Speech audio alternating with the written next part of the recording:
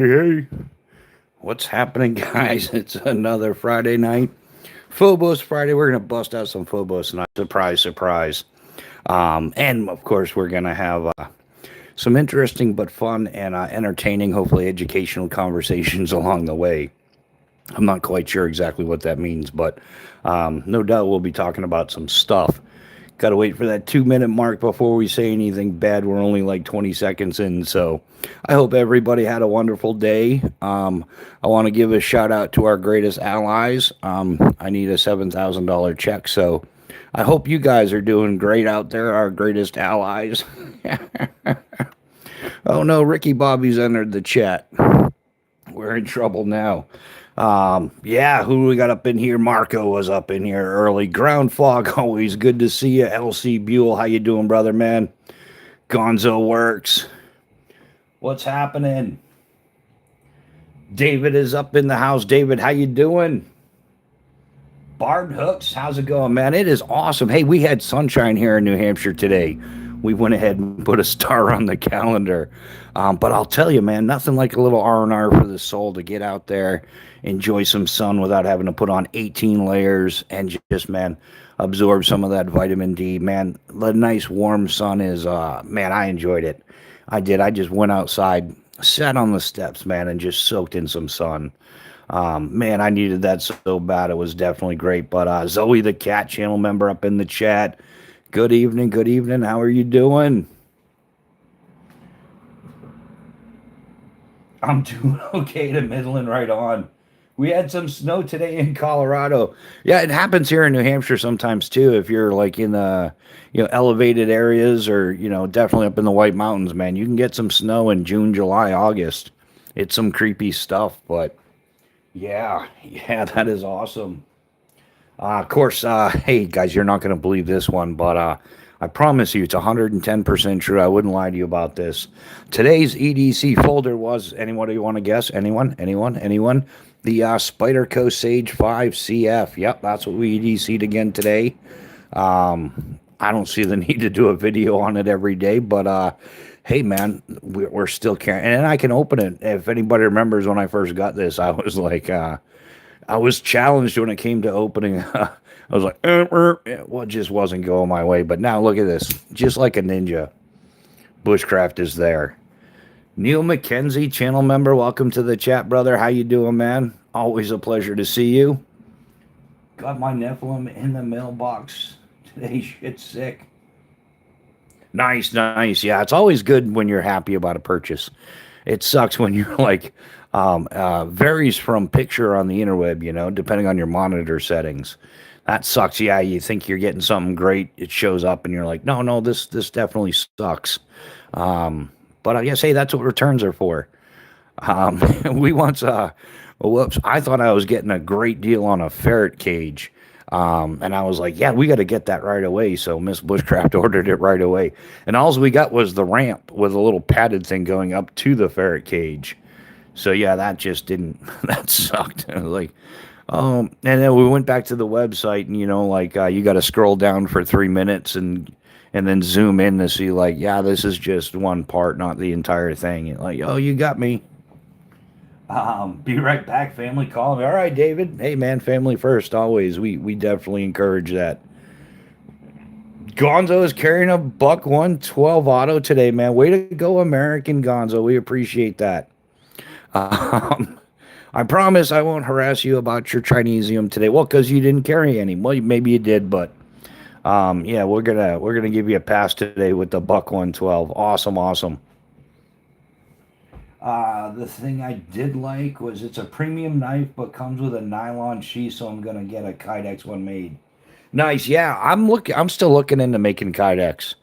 I've done all my research and everything. I just got to wait for the account to fill up and I can afford the tools and everything. I'm starting at ground zero, so the dark side to being a nomadic traveler and everything like that for probably like over 2 decades is it's really hard to retain stuff. You tend to just you just get rid of it. If you move to a completely different region every 6 months, retaining stuff is extremely difficult to do. So Yeah, we're starting at ground zero. I've got to get every tool there is pretty much for making kydex. So, but yeah, I totally want to do it.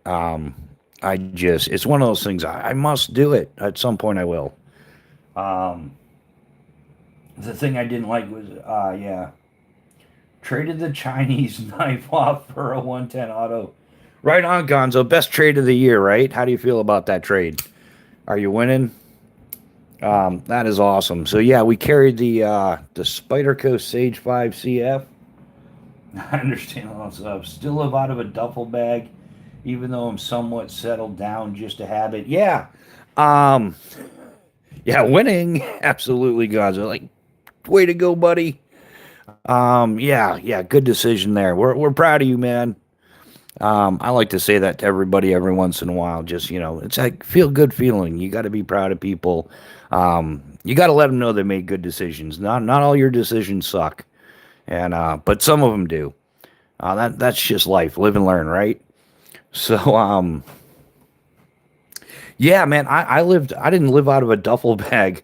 I lived off of my mountain bike and everything that fit on my mountain bike for the most part. I narrowed it down after years and years to like my personal stuff fit on my mountain bike, and then my professional stuff is the only stuff I would ship, which was still hundreds of dollars. Every 6 months I had to pay in because I was shipping parachute rigging tools. There's not a lot of tools involved, but definitely some, along with jump rigs and jumpsuits and altimeters and audibles and helmets and cameras and all that stuff. I would box all that up and ship it and jump on the old two-wheeler and make my way to the next job. Not always quick, not always fast. Sometimes I would take my time riding because, hey man, it's about living in the moment. Sometimes you got to take the time to stop and smell the flowers. So it is what it is. But yeah, living out of a duffel bag for so many years. It gets interesting. What should we bust out first for a Phobos knife? Anybody got any favorites? New phones. Who's this? Chaos Theory. What's happening, man? Welcome to the chat. How you doing, brother?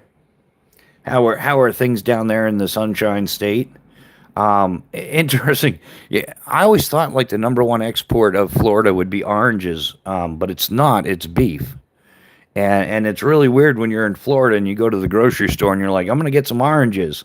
But they got a little sticker, from like Puerto Rico or something. You're like, but isn't this Florida with the oranges on the license plate? And my oranges have a sticker saying, from Puerto Rico or yeah, was it Puerto Rico or Costa Rica or I don't know, but they weren't from Florida. It was one of the most disappointing things I ever went through. And then there are wild oranges, but they're different than, like the standard oranges you would eat. If you try to eat one of the wild ones, they suck on a whole new level. I stop and smoke the flowers usually. Yeah. No, that's the number one import for Miami guns. That's what they're importing into Miami. Um, yeah, hey, we haven't had this one out too much. The Alaris and CPM 3V will throw this on the table for a little eye candy. Still digging it, still rocking it in the kitchen, man. Yeah, absolutely outstanding knife. Holds an edge great. Well, CPM 3V is good. The heat treatment is rock solid. It's comfortable. It's fun. I highly doubt I'm ever going to use the bow drill divot in the kitchen, but hey, you never know. It's been raining for 2 days. It's annoying my shoulder. I'm happy I'm out of it. Yeah, Chaos. You weren't here. We actually had sunshine here in New Hampshire today. Man, I got to go outside in a t-shirt and everything and just get a little bit of sun. Just a little bit. Not enough, not enough to get cancer, just enough to be like, all right, this is healthy. But yeah, it was nice weather here. It started off, the morning was raining and cloudy, but it cleared out, around like 1 or 2. Had a couple of nice hours in the afternoon, and we're supposed to get more rain overnight. It's supposed to be rain like all through the weekend, which is kind of a bummer. Um, so, oh, the tier 1 mini barbed hooks. Yeah, we'll bust that one out for sure. Yeah, one of my favorites, man. I love the leather it comes in. We probably do. We're gonna do some maintenance on Sunday here. Got a little stuff going on, but hey, man, life is good. Yeah, nice high quality sheath here. Leather made for Phobos by Phobos. Blingity bling bling. I like to. I'm not usually not a fan of contrast stitching, but the red stitching on this does it just nicely.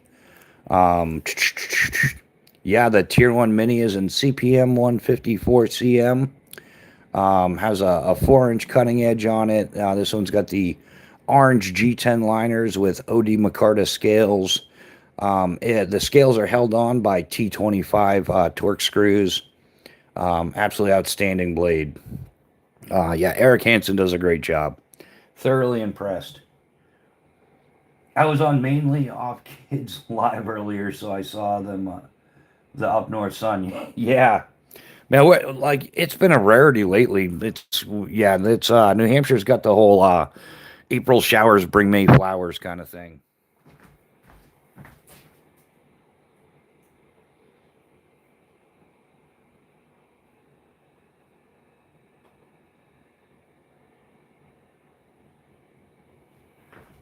Yeah. So the other one, the Tier One Mini, I think it's a toss up between the Tier One Mini and the Mini. There's about a half-inch size difference.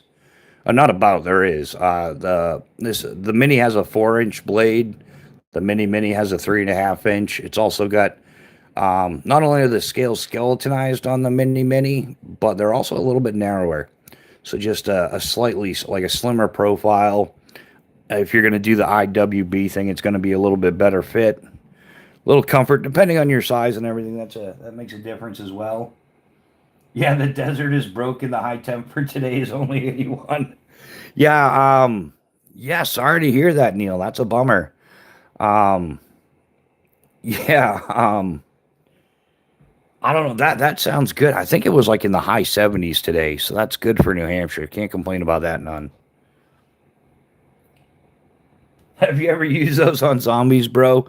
Not yet, but I'm looking forward to the day that I get to.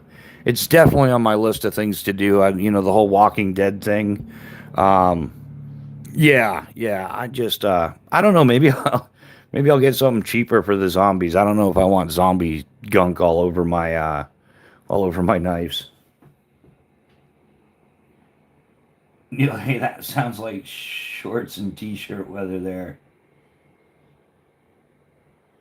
Yeah, but I am hoping to use them on zombies or something. That would keep life pretty entertaining, I think. We'll just keep making some room. We'll slide the folder out the way. So does anybody have anything planned for this weekend? Any hiking, biking, rock climbing, skydiving, base jumping, maybe some bike touring or something like that?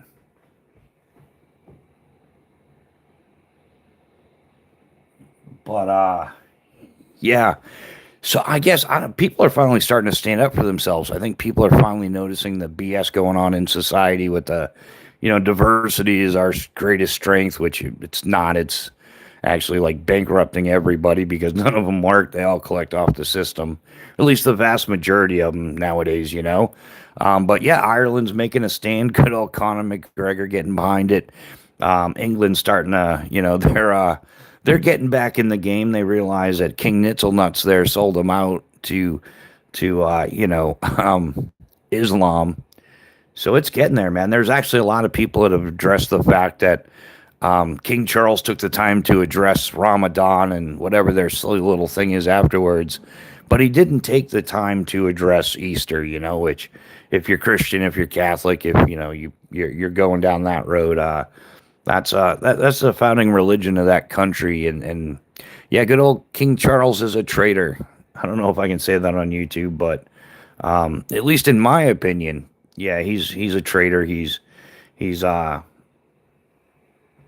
Chaos Christmas Day was a shorts. It is, man. Yeah, there's some nice weather out there in the winter. Well, and what's winter for the rest of us. My stay in Nevada. I mean, there's definitely some cold, windy days, but more often than not, it's shorts and t-shirt weather. Even Florida's the same way. If you're used to weather in the Northeast and you go down to the Florida Keys, yeah, there is no winter. If there's no snow to shovel, then it's just not winter. Just cooler than average days every once in a while. But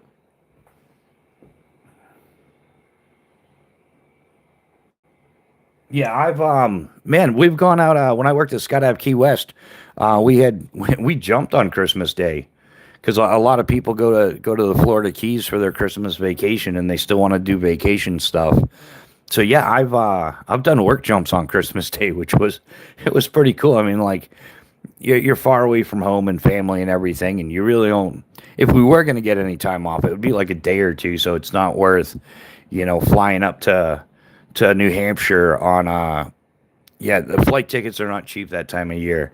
So yeah, it costs a small fortune to go up to New Hampshire for a day or two to visit with friends and family. So you kind of just stay there. So if we didn't work, we wouldn't have had anything to do.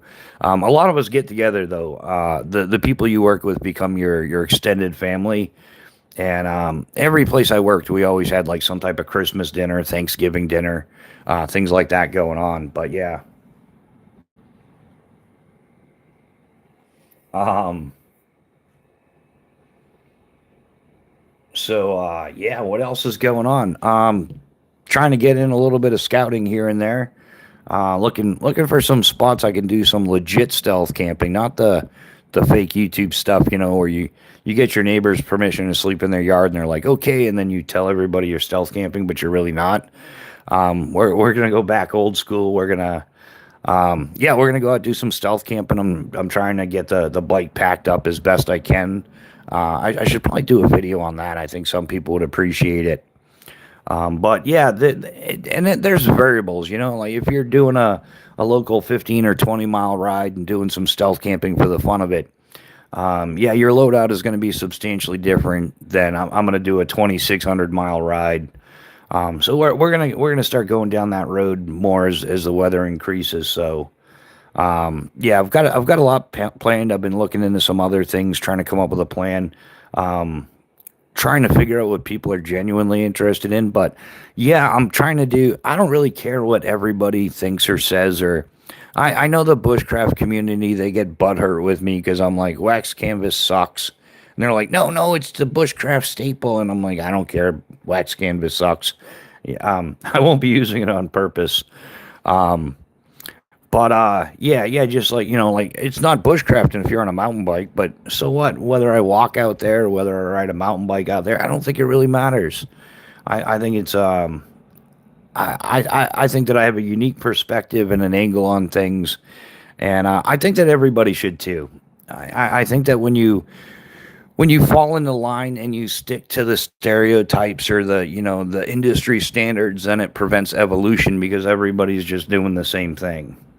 So I think it helps promote change, and it'll be a good time. It'll be a good time, and if I guess nobody else has to do it but me. So I don't think I've seen anything quite like what I like to do on YouTube. I've seen like some of it, but not all of it. You should have wrapped your bike frame with 550 cord and epoxy. That'll stop it from cracking any further. Somebody told me to drill a tiny hole at the end of the crack, at the end of each crack, and that might prevent it from spreading further. I do have a drill and some drill bits, and I'm debating on trying that angle. And then yeah, and anything from JB Weld or epoxy or something might, but I don't know. I might roll with it if I can get a few hundred more miles out of that bike, and hopefully do some videos that will generate enough revenue to replace it. Yeah, I would love to do that. In fact, one of the e-bikes I was looking at, it just went on sale for like, yeah, Chaos Theory. In fact, we were checking it out. The Rambo Dominator is marked down to like $2,800 or something, 28 or 2,900. So, do you think any rump rangers are going to stop by? Oh, Zoe, I'm almost 100% sure of it. Yeah, the trolling butt pirates. Yeah, they always come through here, man. I'm kind of fed up with those guys. And the thing is you can tell who it is with different accounts because they just use the same thing over and over again. Like there's that one little degenerate that comes in here And his angle is you sound like a woman, or the other degenerate that comes in here and says, those are nice are from the Timu. It's like, okay, you're just, we know who they are. They're the butthurt underachievers of a specific cult category here on YouTube. But I guess, YouTube cults are a real thing. They exist here, there, and everywhere. Somebody wants to gain control. Somebody wants the power. Somebody wants the advantage. But I think it's a disgustingly pathetic category of people that want to attack people, but I think it's mostly out of jealousy. It really is, the people making wrongful accusations. And then they just come up with one lie after another, none of which are verifiable. The stuff that they did to Tactical Llama, those people are some of the most despicable, worthless degenerates I've seen on the internet. On the internet, not just on YouTube, but on the internet in general. And those people are actually like scumbags. They really are. And to the scumbag chick that was entrusted as being a moderator on Bando Pic's channel, she is an absolutely worthless, grabastic piece of amphibian shit. The fact that she was entrusted with a moderator position and then sat there just deleting everybody for no reason whatsoever, just to be shisty. Yeah, you are subhuman. You really are. Like, there's nobody could. I don't know. I'm gonna leave that one alone. But Zoe the cat, yeah. I think Canvas does have applications that make sense. Yeah, Ground Fog, you're right. It does. It has some applications that make sense. Like if you're using it as like a pre-filter or something like that, it's gonna work better than nylon. Partially. It does have some applications, but there's a reason why we stopped using it around World War II. It's because it's an inferior material. In long-term extended use, it's high maintenance. It's easily molds. It has all sorts of problems. But yeah, there are some applications. I don't even think in a tent tarp or like a tarp. I think, if you have a 10 by 10 wax canvas tarp, that thing's going to weigh like over 10 pounds. And the more wax they put on it, the more it's going to weigh. It adds quite, like, canvas is heavy enough as it is. When you throw wax on it, it makes it heavy. So yeah, do I want to carry a 10 to 14 pound wax canvas 10 by 10 tarp? Or I can carry one between like 1.3 and 3.4 pounds or something, depending on, how heavy grade I get it. Like the AquaQuest Defender 10 by 10 is only like 3.4 pounds. And that thing's got like tie outs galore. It's well built. It's going to last you like a lot of time. Versus the wax canvas counterpart, which if it's probably going to weigh, like I said, in the 10 to 14 pound range. If you put all the extras on it, it's going to weigh probably closer to 14 pounds. Is it worth the weight? Is the juice worth the squeeze? And you are going to have more problems. Like once that wax starts wearing off or something, and if it wasn't waxed absolutely perfectly, it's going to mold, it's going to mildew, it's going to fall apart, it's going to just disintegrate like within a year. I live on the planet Eternia. So I didn't know you lived in Castle Grayskull. What's the blade third from the left? 1, 2, 3. This is the Phobos Nice for operators by operators Tier 1 Mini. It's in CPM 154 CM. It's got there's lots of options, different options for liners and scales. But this has got orange G10 liners, micarta OD scales. It's PVD coated. You can get it with or without the PVD coating. It does come with a leather sheath. This one right here. The leather sheaths are great, by the way. We don't get into these too often. But the retention strap is completely removable. You can even remove the snap on the sheath. So if you just want to blow whatever, it's got one of those fancy earth magnets in there. So that's going to help with retention and stuff as well. So yeah, great all around knife. Yeah, Phobos, nice. For if you're new, Phobos stands for For Operators by Operators. It's owned by Eric Hansen. He's a 22-year retired Army veteran. He served as an 18 Delta Special Forces medic. He's done some other, secret squirrel kind of stuff, different security things and whatnot. But he is the owner and designer of Phobos Knives. Outstanding gentleman. I've had the privilege of getting to know him here and there since 2019. I is when I got my first Phobos knife. And yeah, I love. In fact, yeah, it not only was it my first Phobos knife, but it was my first custom set. This is the set I got back in 2019. This is a Tier 1 Mini Gen 2, which you can see the difference between the Gen 2 and the Gen 3. But outstanding knife nonetheless. Same steel that he was using, but just made some upgrades to the design. Reinforced the Persian swedge at the top a bit more. But yeah, this is the Gen 2, which I've got a couple different sets of scales for it too, which is part of the custom bit. You can get them when they're available. This is chocolate brown micarta with red G10 liners and white G10 liners with black and red G10. I found some that show the whole episode. What's that? There are some YouTube channels that show old cartoons. Oh, like old, like Tom and Jerry and stuff, or like GI Joe and He-Man and Mask and things like that. I found some that show. Yeah, there's one cartoon I've been looking for 20 years. Crusader Rabbit. I don't even think I've heard of that one, Zoe. I watched it in the late 60s, early 70s. I forgot exactly what it was on. Oh man, yeah, Zoe, it's all good. My grandmother was she watched cartoons like her entire life. Yeah, right up to the end. Yeah, she used to come in and Saturday morning cartoons with us and stuff, and then she liked the older stuff, the Looney Tunes, the Bugs Bunny, and all that. She was a huge fan of that Roadrunner. But yeah, she was always watching cartoons. I thought it was funny. She didn't like soap operas and stuff like that because she didn't like all the BS drama.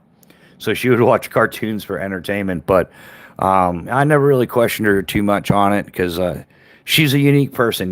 Not too many grandmothers are Marines. So yeah, I don't really watch too much television at all anymore, and I never really have. I just don't get into it. A lot of it feels just like propaganda.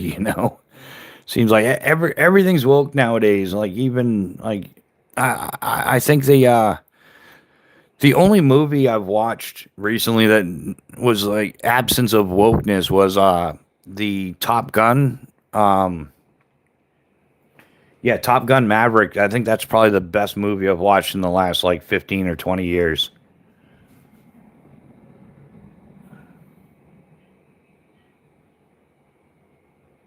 Yeah, just getting caught up on the comments, guys. I watched. Yeah. So I just Googled it, found the show on DVD for like $40. I don't. That might be a bargain. I don't know. All right, back to the knife, and the knife on the back of this is the Tier 1C. This is about 12 and a quarter inches overall. Full 0.25 inch at the spine. It's made out of CPM 3V. Has the ferro rod notch here, which is a banger. I gotta get this stuff out.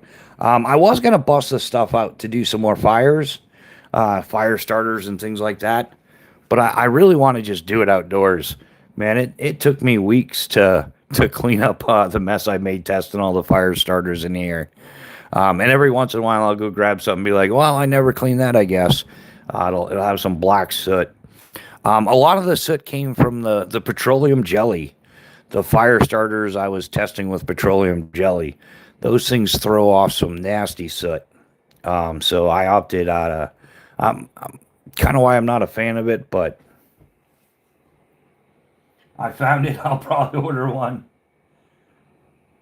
Just found it on eBay for like 22. Even better. Way to go, Chaos. People hooking up people, man. That's what this channel's all about. It's about like-minded people coming together, sharing their thoughts, opinions, suggestions, and just helping out one another. And yeah, we don't mind giving some trolls some Kirby's every once in a while either. It's fun to do. Um, oh, that was you can't be saying stuff like that. Like I don't know. Kirby's are I don't know. Can you get in trouble for saying it's fun troll stomping trolls giving them Kirby's? I don't know. Possibly.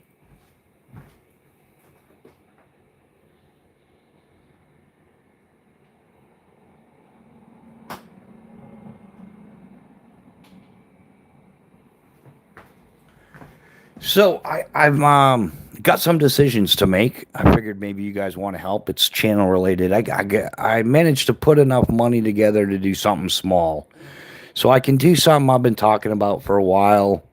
I'm kind of leaning towards the Simple Shot Scout LT2 Pro is an option. I could get some of the covert instrument lockpick stuff. That's a possibility. Although I really want to save that for like the like a winter thing. So I think that one's going on the back burner. Labs, what's happening? Channel member, welcome to the chat. Always a pleasure to see you. How are you doing this fine evening? Just found, yeah. So there's those options coming up. Yeah, so I've got to just, yeah, I don't know. It's frustrating. I wish I had the money to do everything all at once and avoid all this nonstop greedflation going on, because at this point, I think that's what most of it is. It's greedflation. Yeah, gas is officially well over $4 a gallon here in New Hampshire, and if as if they're not price gouging us enough, as everybody knows, and if you don't know, as of May 1st, they can officially put up to 15% ethanol in the gas. So it's gonna do damage to your engine. It's lower your gas mileage, of course, because you're not burning gas, you're burning trash. Um, and definitely not good for small engines. So be aware if you're putting something in a lawnmower, motorcycle, chainsaws, things like that. The higher ethanol rate is not going to be good for you. In fact, it's not even allowed in avgas. It's one of the reasons why avgas is so expensive. The ethanol is not good for aircraft engines, so therefore you're not allowed to use it. So you get price gouged hardcore. I mean, if you guys get sticker shock pulling up your car, your motorcycle to the gas pump, yeah, pull up an airplane that's got a 250-gallon tank, and it's you're paying like 40 to 50% more per gallon.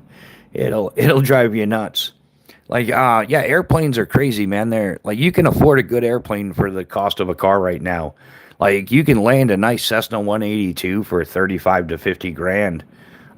It's not the cost of the airplane that's prohibitive to people getting into aviation. It's the maintenance costs and the fuel costs and stuff. Um, yeah, I was at ACR's live earlier. Had one guy with like 20 trolley accounts come through. So it's, yeah, I know chaos. Yeah, I mean, trolling is definitely, I don't know why it's a thing, but it's a thing. I know I'm not the only one. But I know that there's some regulars that come through here and, for all the wrong reasons. Just because they don't like what I'm doing. The sad part, and they're such a bunch of dirty little scumbags. They'll send you a DM on Instagram or something and brag about it and stuff. I guess they thought I was dumber than what I was, because I started screenshotting that stuff, but I think now that they know I'm doing it, they're not doing it as much. Yeah, alcohol wasn't meant to be used as a motor fuel. It was meant to be for drinking. Zoe the cat was spitting out facts. Yeah, exactly. Alcohol's for drinking, not for running engines. I concur. Yeah, a friend ran a Vegas in his 72 Cutlass 454 once in a while. Oh yeah, avgas is good stuff. It'll help clean out your engine. It'll run great. Um, yeah, I know people used to come to the airport, like some of the private airports. They also use it a lot in like the go-kart races, things like that. Like, it's a high performance fuel. So yeah, Yeah, the corn squeezing is very bad for all the rubber in most vehicles. Yeah. Yeah, that's what yeah, chaos hit that right on the spot. Yeah, it's not good for yeah, the rubberized parts like gaskets and things like that. It'll deteriorate those like real quick. So if you ask me, here we go to everybody put your tinfoil hat on. Just like, oh, what was that? Cash for clunkers, right? That just turned out to be a bunch of bunk to take a lot of good vehicles off the road. Because yeah, that's why they were given like $4,500 no matter what the condition was. But yeah, later come to find out it was just the government taking stuff off the road, pushing people into more vehicles that you're dependent to have fixed. Just the government and the automotive industry working together to make money at our expense, and I think that's what's going on with this. Yeah, they're gonna, and it's only supposed to be 20 days, right? 2 weeks to flatten the curve is what they say. 20 days is going to be the term that you're allowed to use the ethanol. What do you bet it lasts a year or two? I'm just throwing it out there. Just call me crazy. But I bet you it lasts a heck of a lot longer than that. Makes me so happy I bought my e-bike. Yeah, I'm man, chaos. I'm not lying, dude. If if I had the $2,900 to buy an e-bike right now, I would be riding the Rambo Dominator in multicam, right? Because you can't go wrong with multicam. Uh, yeah, there it's on sale, like wicked good sale, like insane sale. Um, I got a daughter. If anybody's got $2,900, no, I'm just kidding. Oh my goodness, no, that was I shouldn't have even said that, huh? But yeah, I wish I could sell a few things and get that, but we'll see what happens. I don't know. Yeah, we just keep getting shafted by the economy here in New Hampshire. Everything keeps going up. Rent prices, electric, natural gas, the cost of automotive gas, groceries are through the roof. But yeah, very limited on the pay raises.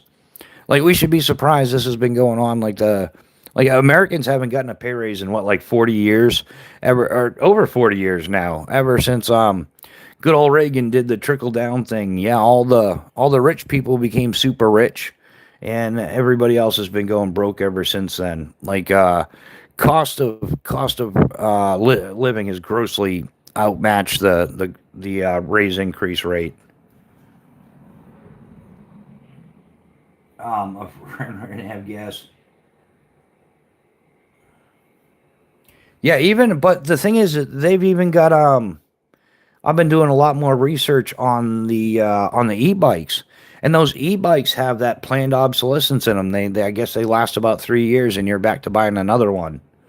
So I'm wondering if that has something to do with the price drop. Because yeah, the e-bikes that I'm looking at just a couple of years ago, which is I think e-bikes are the only thing I've seen go down in price. But yeah, the e-bike I was looking at a few years ago, it was like 8 grand, and then it dropped down to like 4,800. Now it's down to like 2,800. So another one I was looking at was in the $9,000 range, and that's all the way down to like 3,300 or something.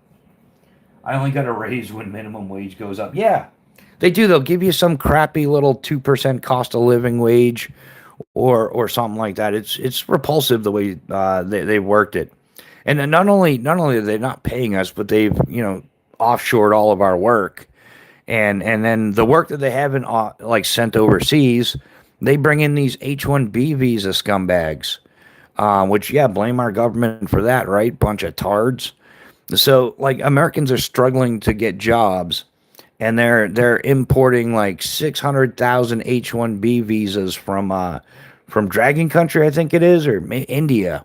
India gets a lot of them. They come here with the H-1B visa, and but wait, there's more. As if they're not screwing us enough.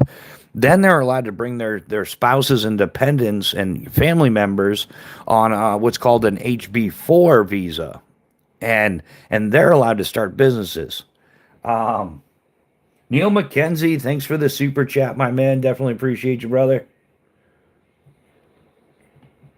Well, yeah, everything this channel takes in, we 100 and well, actually, yeah, we more than double or triple what this channel takes in. Like, Yeah, this channel's a few grand in the hole, but hey, isn't that just part of the game, right? Um, yeah, it seems like every time I turned around, I had to buy something I had to buy a laptop and yeah, I had to replace my phone and tripods and lighting and then other stuff. But hey, we're having fun doing it. That's the part that matters. Eventually, we'll get to some more solid stuff.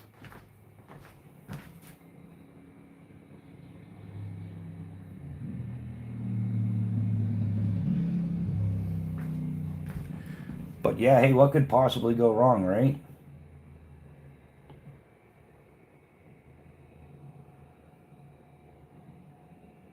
Bulldog Smith Farms. Bulldog, welcome to the chat. How you doing tonight? Man, that's something I don't have. I don't have a green thumb. I would love to learn a little bit about farming and husbandry, right? Isn't that what they call it? Like raising animals and stuff. I mean, like I'm fine with dogs, but that's my limitation. I'd love to have some chickens. Chickens for eggs, chickens for chopping up, make my own chicken nuggets. Not those nasty things from you know who. But yeah, what could possibly go wrong? Yeah, they raised the minimum wage. The times they raise. Yeah, well, that's the whole thing. Yeah, they'll raise up the minimum wage 2.5% to compete with like 5% inflation or 7%. And they need to like I don't know. Inflation is way higher than what they're saying. Like yeah, it might be a few percent here and there on some odds and ends, but man, from like what I've seen, most of the gear I'm into getting has gone up substantially just in the last year. Like Silky's gone up anywhere from like I'd say like 35, 40% all the way up to like 200%, 250%. Some of this stuff, and it's nothing new. It's just yeah, it's not. They're not making better quality gear. It's just our dollars going becoming worthless. And yeah, I've even figured out, like based on my research, Gen Z isn't as lazy as we think they are. They just don't give a shit. Like they're like graduating high school, going to college, graduating college. Some of them now, some of the older ones, realizing that they got duped into some 19% interest rate for crazy amounts of college. Like some of these kids have like 150 $250,000 in student loans. Yeah, even on eBay, yeah, used stuff is going for full price. All the thrift stores have like they've turned on everybody. Goodwill is now like shitwill. Yeah, like they're cherry picking everything. They got the non-paid employees going through this stuff, and like if it's worth money, it goes on their website for top dollar rather than going to somebody who needs it at a reasonable price. Yeah, and even if it's like nostalgic T-shirts, if you've got some collector's rock band T-shirt from the '80s or early '90s or something, and you somebody donated it to Goodwill, they're not going to put it on the rack for $2. They've got their own Goodwill website. They're going to put it up there for like market value, which is going to like $200-300 for a rock band T-shirt that somebody donated for free because somebody might need a T-shirt. So yeah, all that. What's the other? Salvation Army is doing similar stuff. Yeah, and the person running it, a non-profit, is making millions a year. I think like $1.3 million is the Goodwill executive person, but non-for-profit. They don't pay for any of their merchandise. Yeah, I saw a couple of clips where they had a Walmart candle. Like I can't remember the exact numbers, but like you could buy the candle at Walmart for like $1.99, and Goodwill was selling it for like $4.50. Yeah, even on yeah, and that's the way things are. Yeah, I've checked out some stuff on eBay. I've tried doing searches. I think the last great deal of 2026 was B&A scored a silky katana boy 500 for $140, and those damn things, which is what they used to go for, 140, 150 all day long. And now they're $352. So yeah, good on B&A for scoring that lucky score. But yeah, they are doing that to a lot of stuff. There's yeah, a lot of these places you think are here to benefit people, they're not. They're just benefiting themselves. They always have, they always will. And Yeah, they're not even paying the people that work there a fair wage. They're volunteers. So yeah, they're charging full retail, making massive profits, and still duping people into working for free. So yeah, we'll bust out the Phobos Tier One BC and Magna Cut. Love it, love it.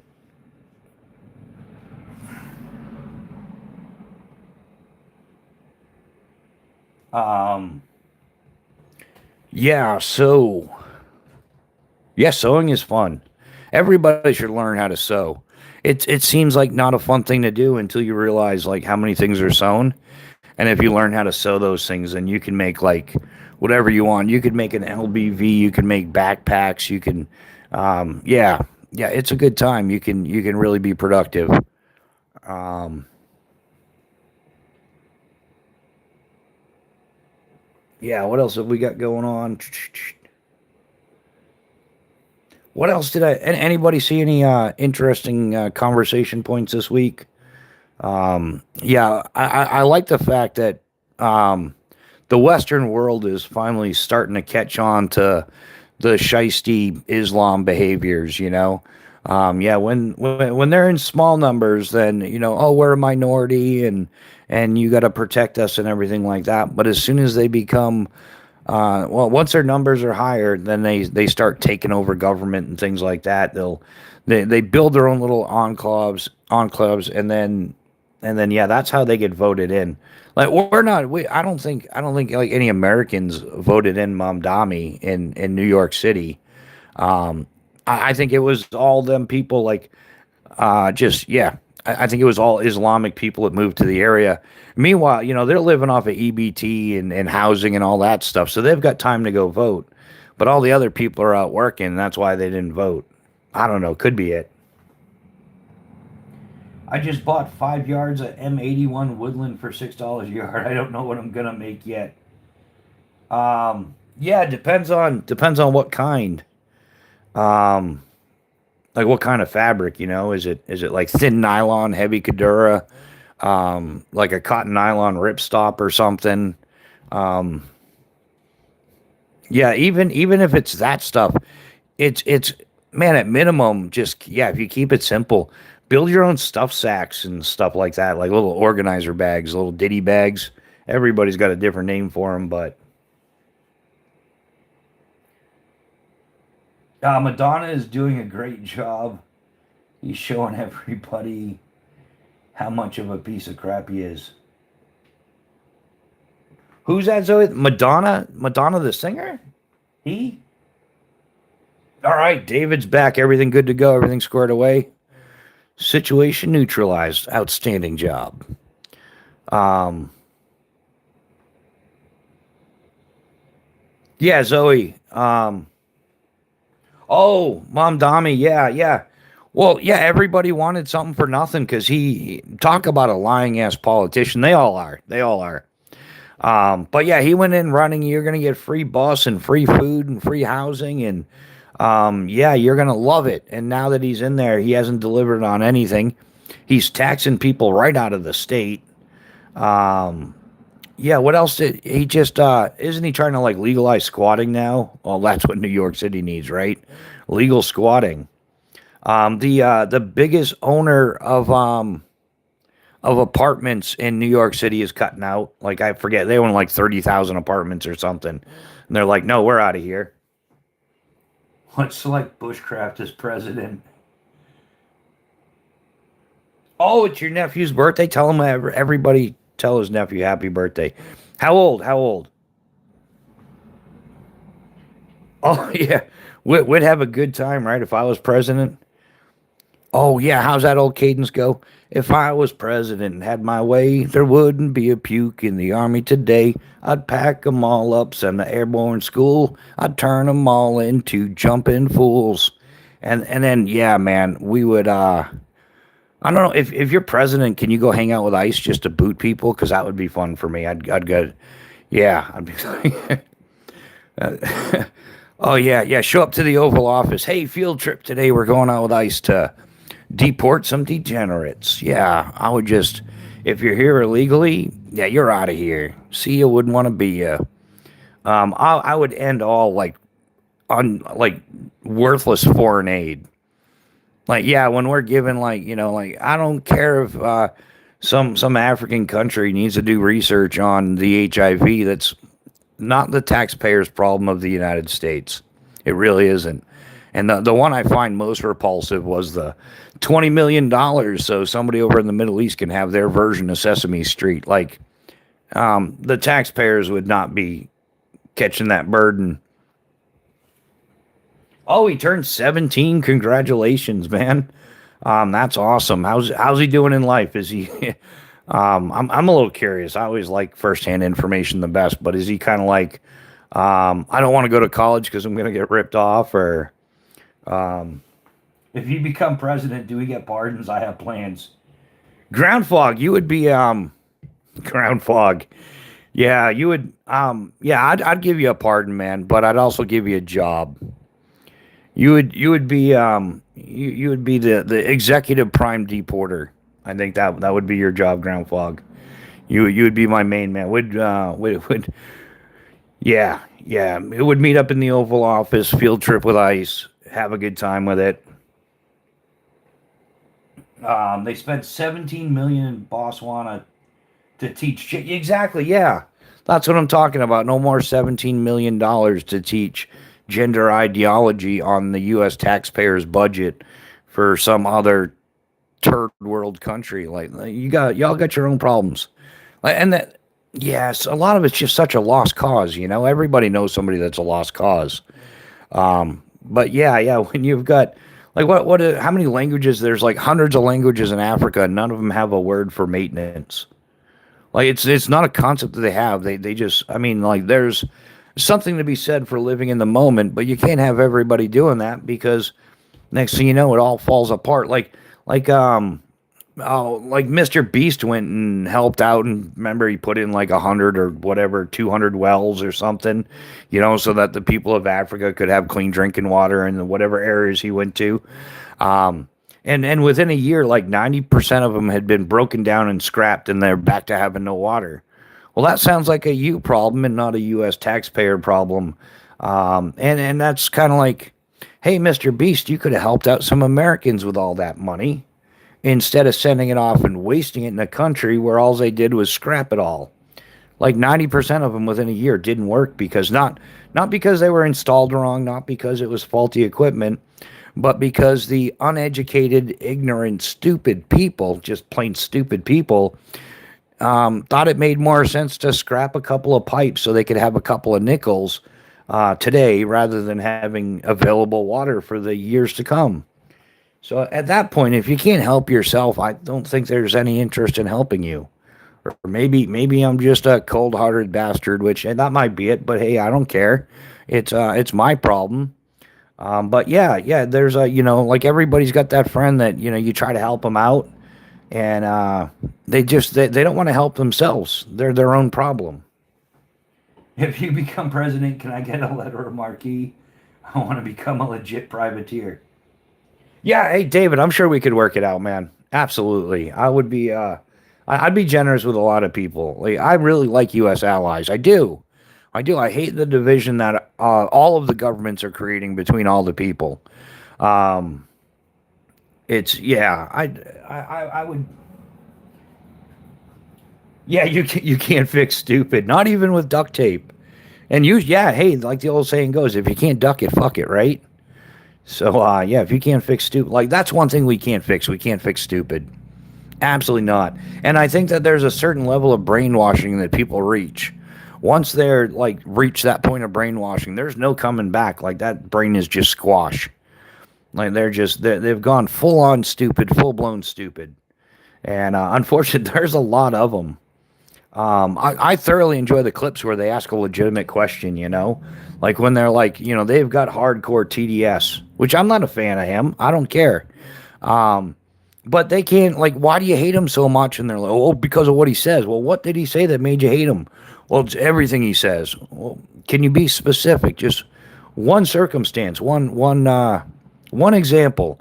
And they can't do it, But likewise, they can't tell you, like what country is borders the United States on the north.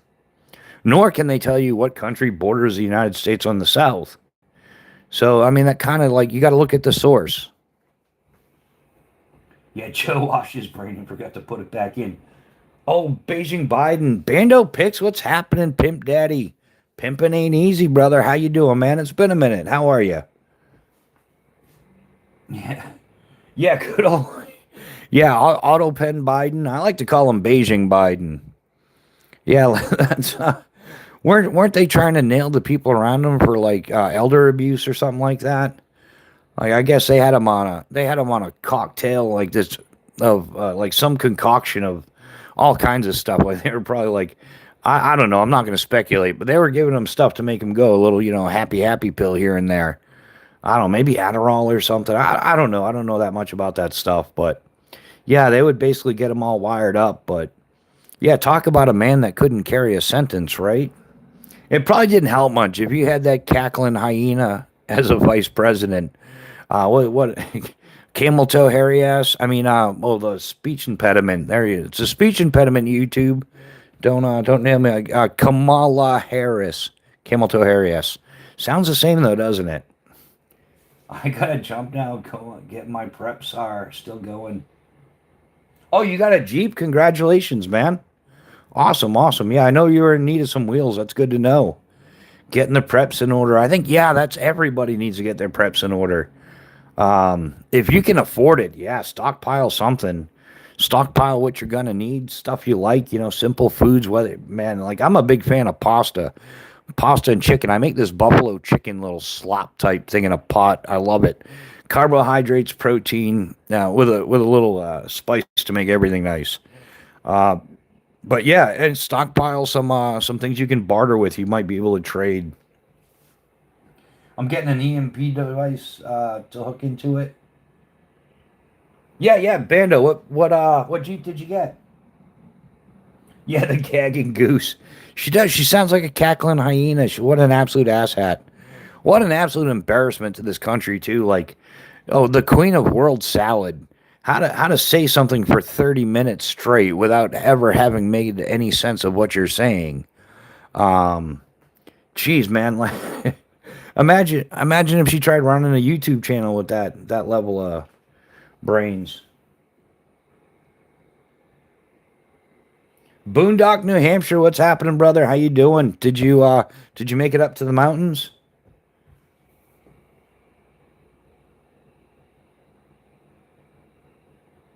Um, yeah, hey, Boondock, do you still plan on going live tonight?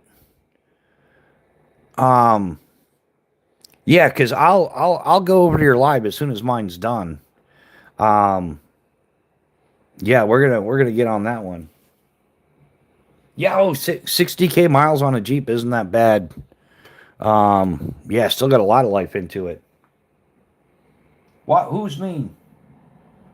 I mean? Why am I so mean? Because it's not that I'm so mean. It's that everybody got used to like fake niceness.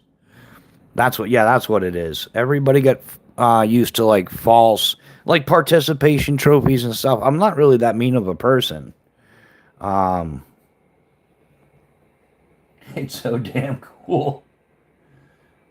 I was live for a while. Almost nobody showed up. I think I'm shadowed. Yeah, yeah. Boondock, you and me both. I keep talking about the tiny hat people, and um, yeah, Islam can suck pig balls or something like that. I think I said that once or twice. They don't like it when you say those things because like, oh, heaven forbid somebody find out the truth. Um, Yeah, I'm just here hanging out, splitting wood. It would be boring if I started streaming without a fire, but as dark as it is. Yeah. Yeah, Boondock, man, we got to get back on the phone again. I forget what your hours are. I know you work at odd hours like Monday through Thursday. So I'm like, oh, well, I meant to catch up with you last weekend. I didn't see you at all. But yeah, we gotta get on the horn, my man.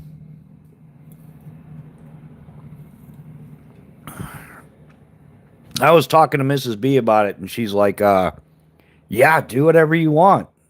Like it is like this is a good time of year for me to do whatever I want because I don't have to worry about shoveling her car out. So we got that covered." Yeah, that's what it is. Yeah, you get out at 1 a.m. too. So yeah, you're getting out of work sometimes, and I'm going to bed, then getting up probably when you're going to bed. Shorts and t-shirt in Alabama today was in the 80s. Yeah. Yeah, it was like in the good 70s today in New Hampshire. Yeah, shorts and t-shirt weather. And it was a long winter, man. I was getting the cabin fever. Everything was just, everything kind of sucked, man. But I'll tell you, 10 minutes out with shorts and a t-shirt, you get a little sun, a little vitamin D going, man. You just feel like $1 million. Like it absolutely, man. Like, oh man, warm weather, some sunshine, it recharges the soul. Yeah, that's usually the case. I catch your morning lives right before I go to sleep. Yeah. Yeah, so yeah, if you're catching them, that's kind of like when I get up. Like, yeah, I usually sleep from like 1 or like midnight or 1 sometimes to like 3:30, 4 o'clock ish. So that's why I usually start if I do a morning live, I start them around like 4:30. So yeah. Bando, eBay has a lot of camo wrap, basically any color you want for your Jeep. Oh, that's cool. Yeah, camo wrap is cool. I've got to get some eventually, man. I want to camo up everything. Everything's going to be like camo, which doesn't matter anymore because now they got like thermal imaging. Well, night vision's been around for a long time, which is grossly improved over the years. They've also got thermal imaging. But did you see how they found that down pilot in Iran? Oh, what's it? Ghost murmur, I think is what it's called. But it can pick up the electric impulse from your heart, and it weighs it out, and it excludes all the other like background chatter or whatever is happening in the background, and it can pick up somebody's heartbeat from a substantial distance away. So everybody's bug out SHTF run to the hills and hide thing is no longer going to work because they're just going to fly over that once and pick up everybody's heart rate. Bushcraft, you can go to Michael's and get camo wrap too in smaller increments. Um, yeah, if there were one around here, there's not one around here anymore though. All that stuff's closed up. Yeah, there's no Joann Fabrics, there's no Michael's, there's no little supply store in this area in central New Hampshire anymore. I thought they found him from his American flag underwear. Bando, you think it's BS? You don't think that's how they found him? Tinfoil hats aren't so fucking silly now, are they? Groundfog, I have never said tinfoil hats are silly. You know that. That's a fact. I would never say tinfoil hats are silly. Um, oh, they had a GPS on the pilot. Well, I'm just going based off of uh, um, I believe you over the government. Honest, I swear, totally true. I'm just going based off of what they said. So I thought it sounded pretty advanced, but I guess, hey, man, there's all kinds of stuff out there that we don't know about.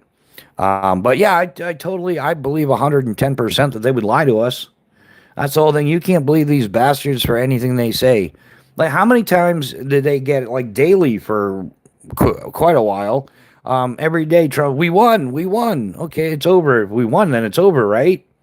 But now we got to take the next action, so it's not over. Like, what's the determining factor that determines it's officially over? Because normally, if you win, that means it's over, right? Like, you sank my battleship, that's it, game over. But yeah, they just absolute BS everywhere. Bushcraft, that sucks. Michael's used to be up by the mall last time I remember. Yeah. Well, that's the whole thing, Bando. I'm sure there's stuff that we won't hear about for 20 years. Just like there's a drone out there that looks like the B-2, but it's not. It's a drone. It's much smaller. And somebody actually finally got a picture of it, and it got released, and it's been around for a few years. So yeah, it doesn't like not. I don't think that we should be privy to 100% of information because it removes the element of surprise of what we need. Like, it's great to be like, hey, we're going to war. Let's bust out a couple of new classified super weapons. Very helpful. And I think the more people know, like, I don't think they should be able to report on certain things on the news because it endangers. Like, if they've got multiple news groups on the ground taking video of, like, what the Marines, like they're maneuvering through this area. Well, you shouldn't be televising it because I'm sure that no matter how stone age we think some of these enemies are. They might have the technology of a television and know how to turn it on and pick up some television signals, or maybe even plug in cable. So I think that and if they can do that, then they can watch the news and see what our troops are doing. And I think it endangers whatever branch is involved, whether it be the Army, the Navy, the Marine Corps, the Air Force. I don't think Space Force really does crap with that. But you know what I'm saying? Like we can't be televising what we're doing direct live time, because then the bad guys pick it up and they're like, hey, yeah, they're gonna, like, yeah, Fallujah, they're gonna flank us around the side or something. And they saw it on the news. They saw all our troops moving. Then they know to defend it. So I believe in getting accurate news, but I wouldn't mind getting it the next day.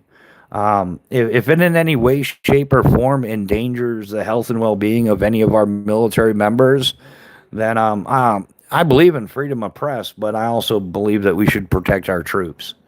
Does that make sense, or am I just rambling? Um,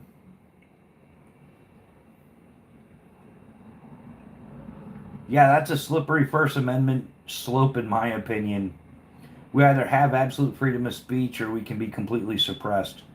Well, yeah, yeah, and that's the whole thing, Boondock.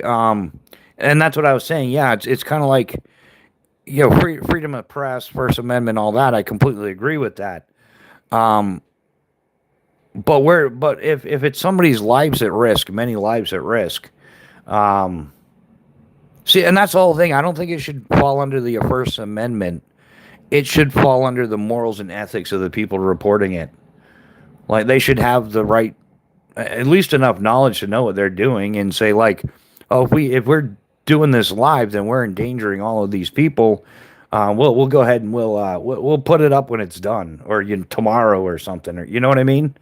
Um, so yeah, I don't even look at it from a First Amendment perspective. I look at it from like morals and ethics, and but when you look at who owns all of our mainstream media, I think morals and ethics are out the door. I believe in a freedom of, yeah, yeah, exactly. Yeah, there's freedom of speech and the national security. Yeah, we should keep our war technique. Absolutely, yeah, and that's why we should stop with a lot of these college visas and stuff like that, because a lot of the technologies come out of the colleges and universities, and then we have all these educational college visas, and a lot of them come from Dragon Country, and they just that's how they advance their technology, is just steal it from somebody else. Yeah, we should keep our war tech. Yeah, real time war reporting is an issue, but a day late with an honest story should be a thing. Yeah, I don't believe in jeopardizing our operational security of our troops. Yeah, I agree, Bando. I'm with you 100%, brother. I love watching documentary on YouTube about military aviation, but some of it shouldn't be public information. And Nick Martino has entered the chat. Nick, how you doing, brother? Always a pleasure to see you, my man. It is good, good, good to see you. Yeah, we need to keep troop movements, technology, etc., on delay. Um, yeah, there's, oh man, I've watched a few things on that, on how people from Dragon Country come over to colleges and universities, and oh, they just busted another one of those little Dragon Country dickheads. Um, oh, they shipped him E. coli. Was it E. coli? Well, maybe Ebola. E. coli. Man, one of those crappy bacteria things in a petri dish that's dangerous to everybody. Yeah, they shipped it from a lab in Dragon Country to, guess what? Another one of these college kids from Dragon Country. This is like the third time they busted one in California, one in Vegas, that were like full on gain of function biolabs. The one in Nevada and the one in California was being run out of a garage. They didn't give a lot of details on this most recent one. It was just in the last couple days. But yeah, it was another deal where yeah, some Dragon Country dude was here on a college education visa, whatever, and they were using the opportunity to import biological weapons. So yeah, gain of function, biological weapons, chemical warfare, whatever you want to call it, NBC. I don't think there was anything nuclear involved in it, but NBC, yeah, nuclear, biological, chemical warfare. Probably one of the most scary ass uh, TMs I read, training manual I read while I was in the Army. Like, that is just an absolute suck fest. Everything about that sucks. It came with pictures and everything, which sucked. Um, yeah, it is. Yeah, Nick. It's giving away the tactical advantage, endangering the lives of military members. Yeah, there should be limitations on that. But yeah, so my question is back to the question is, what determines the end of this conflict? Because we were told daily for at least 2 weeks that we won every day. We won, but it just kept continuing, and then they had like a ceasefire for 2 weeks. Um, but yeah, the interesting thing is before a lot of this is boiling down to the Strait of Hormuz, which was open. It was open before it started. Before the war in Iran started, the Strait of Hormuz was open. Then it became an issue. Um, and now they're claiming victory that it's open again. And it's like, well, had you not done any stupid shit, it just would have stayed open the entire time. People would not be getting price gouged at the gas pumps. That wouldn't be happening. So the whole thing is just, what purpose did it have? I think it has to do, and this is just my opinion. Take it with a grain of salt. But I think it has to do with the tiny hat people expanding their land. They have a term for it. It's well known. They wear patches about it and everything. But it's the greater tiny hat land for the tiny hat people. Actually, just like they're calling it Greater Israel, but it just basically it's Israel taking a huge chunk of everything around them and calling it theirs, like they're taking it over through any means necessary.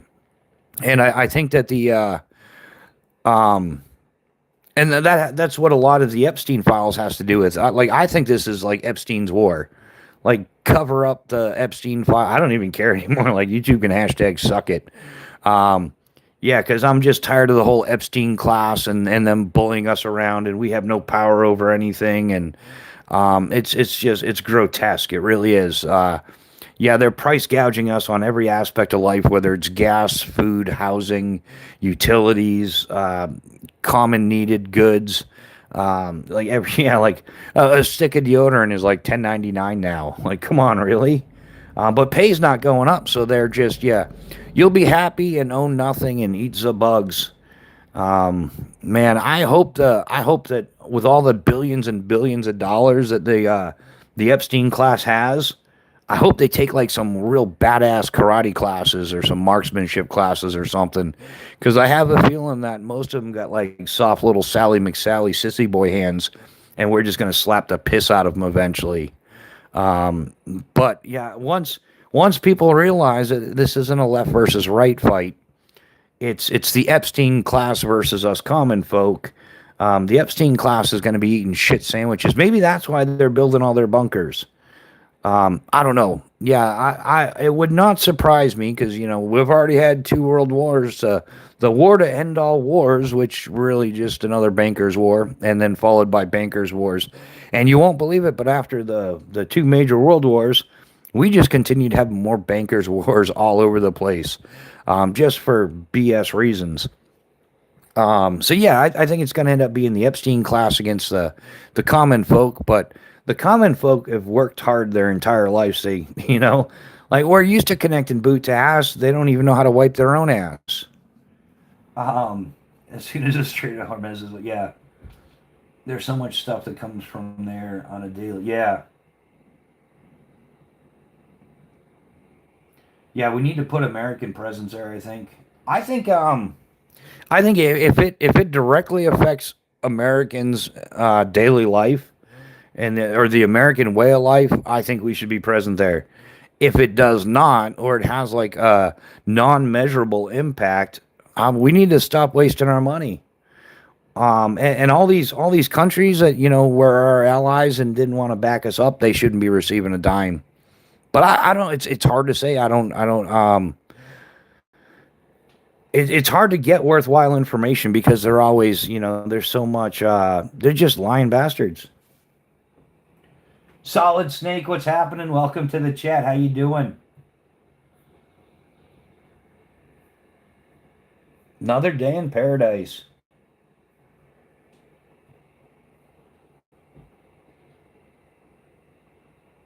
Yeah, having our aircraft carriers there is certainly helpful. Yeah, people say like if everyone was prosecuted in the EP files, well, and that's what we need to happen, Nick. Like, yeah, I've heard that. Yeah, it was oh, what's her name there? The little director, Blondie. What's her face? Wow, it's right on the tip of my tongue. Pam Bondi. It wasn't. She's the one that said that, right? If we were to prosecute everyone involved in the Epstein files, yeah, it would cause the system would collapse, would crumble, it would collapse. Yeah, and that's what needs to happen. It needs to be reset. Everything needs to be reset. Yeah, take out all the trash and start fresh. Yeah. Yeah, they're all sneaky, slimy scumbags. Like they've got us believing that within our own government there's two halves. There's the Republicans and the Democrats. But there isn't. There isn't. That's how they divide us. I think that the a politician is a politician, no matter what. Like there aren't too many legit politicians, and if there are, they get corrupted very quickly, or they get booted out, or they just decide like this is way too corrupt, and I'm out of here. But yeah, yeah, it should be like completely dismantled. Um, yeah, yeah. Well, not just America first, but Americans first.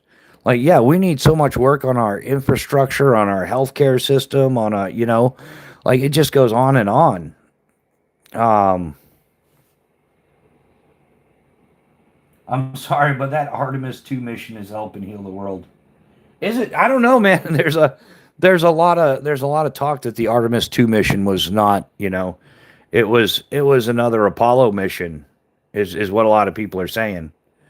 Like it's not entirely legit.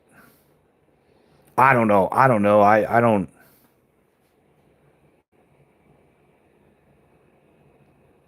Yeah, how so? I haven't gotten much information on that, Nick, on the Artemis 2. I haven't heard all that much, to be honest. So, and some of the stuff that I got, it's like, but the whole thing is like, with all the technology available to everybody today, is it really a faked video, or was it a video that got like, photoshopped to be fake so that somebody could get clicks and views? Desert Driven, what's happening, brother? Welcome to the chat. Do you know what I'm saying? Like maybe the original video was legit, but then somebody got AI to mix it in with something else, and that's how that came to be. Like who knows? Like there's something, man. Have you caught yourself like watching something in the past couple of months, and you're like, "Oh, that's pretty cool," and then you find out it's AI, or you can tell right off the bat it's AI. In which case, like, I, I'm not one into watching fake stuff, but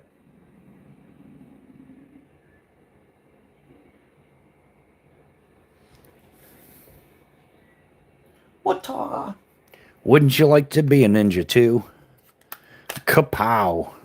Oh yeah, yeah. The calcula.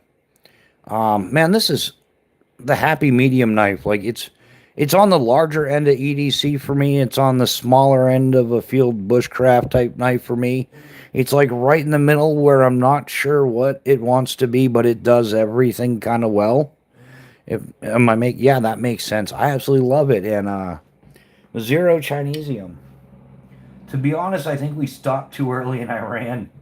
Yeah, well, and that's the other thing. Did we stop too early? I mean, were we helping people?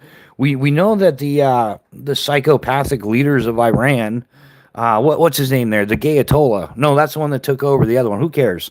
Yeah, like to just off 30 or 40,000 year people because they're kind of protesting. They have a difference of opinion.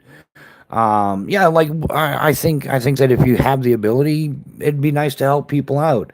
If you do the research and you go back to the 60s and 70s before the place was run over by Islam, it was a pretty functioning place. Like it was a pretty peaceful, functioning place where I'm sure it had its issues, but overall it was productive and people were happy. And what they're not showing you a lot on the news is a lot of the people like celebrating and showing appreciation, like, hey, thank you, America, thank you, United States, for helping us out. We definitely appreciate it. Like, we want our freedom back. We don't want to be governed by Sharia law. So yeah, I guess, yeah, it would be great to help people out like that, but I think we got to go in with no leash, with the hands untied, and we got to go in like like swinging with some power, like Mike Tyson style. You can't go, tiptoeing around with these people. You got to go in there and just connect boot to ass expeditiously. Element of surprise, maximum superior firepower, things like that, and just blast the ever loving piss out of them. The bad guys, of course. Um, I just mean it seemed like for a minute the world wasn't fighting each other during their uh, flight around the moon. Yeah, well, that's a pleasant distraction because nothing changed. Still got the same stuff going on in Ukraine and Russia. They're still blowing each other up. And there's stuff going on all over in the Middle of the East. So, yeah, I don't want to bust your bubble, Nick, but yeah, it only seemed that way. It wasn't that way. But that's what a pleasant distraction is, and that's why they do a lot of what they do. That's why they promote a lot of the garbage. Like a lot of these musicians are promoting woke crap. But hey, they push it and they make it happen. So yeah, it's always a distraction. It's always bread and circus, smoke and mirrors. Hey, they put it in fine print on page number 83,739 of a bill that they only had 2 weeks to read. So yeah, they just slip it through and rip us off, and it's just never ending. Um, I wonder, if they could do something like Reagan's trickle down thing. If they were to reverse that, how would that affect our society? You know, but it doesn't matter. It just seems like no matter what happens, it's always the government receiving more money and the common folk receiving less. So what if, yeah, so even if they did reverse that trickle down thing with Reagan, it wouldn't help any of our lives. It would just mean the government has more money so that, somebody in Africa knows how to use a condom. Well, that's how twisted it is, or yeah, they're just going to spend the money like a bunch of idiots. We'll be paying for more proxy wars and things like that. They'll just have more money to waste. And the fraud and everything, like I honestly like imagine what our national debt would be if you could eliminate like 90% of the fraud over the last 10 years. I bet you it'd be somewhere around like way the hell less than what it is, maybe 20 trillion, maybe 15. Um, it does always end up being a distraction, yeah. Well, and that's yeah, who really knows anymore? And that's what they've got. And they like overload us with so much information. There's so many things going on, and people are trying to keep track of so many different things that you really can't get the solid information on any one of them. I don't even think there is any solid information on any one given thing. Like who on alive Charlie Kirk? Where'd that go? Where's the research go? Apparently it wasn't a 30-06. So that means that Tyler Robinson couldn't have done it based on their story of they know it was his rifle. So yeah, who did it? Who? But now everybody's distracted with what's going on in Iran, and we got to always be vigilant and aware of the feelings of the tiny hat people who don't care about anybody else in the world. We're all trash. You're all a bunch of goyim, whatever. Same thing with these Islam dickheads. Man, I've had it with them.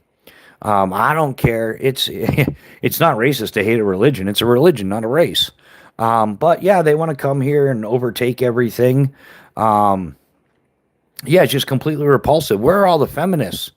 All the feminists were getting in their pink hats and going on their million pink hat marches and stuff, hating on the white man. But we gave them is like white society that gave them the right to vote and all the freedoms. They have equal rights. They have every single right that the rest of us do. Only they don't have to go to the draft. But anyhow, where are they when it comes to opposition for Sharia law? That takes away every single one of their rights and basically puts them in the kitchen. And if they don't like it, you can beat them with a stick or stone them to death or, yeah. Where are all the feminists complaining about Islam and their bunk Sharia law? Like I haven't seen one of them yet. Yeah, is there really a C-130 that's specifically modified to take off out of stoll limits as far as extremely short takeoff? Yeah, Yeah, there's definitely one that has like extreme short takeoff. They got rockets on the side of them, man, and like rocket assist takeoff. Yeah, literally.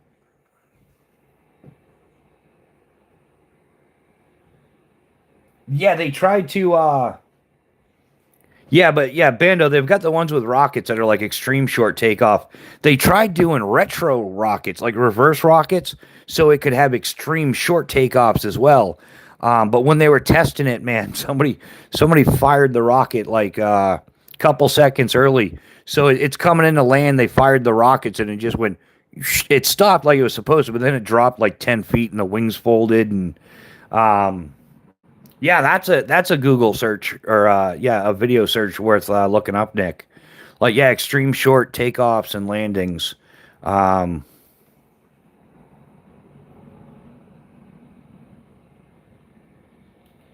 yeah, sweep under the rug like everything ends up.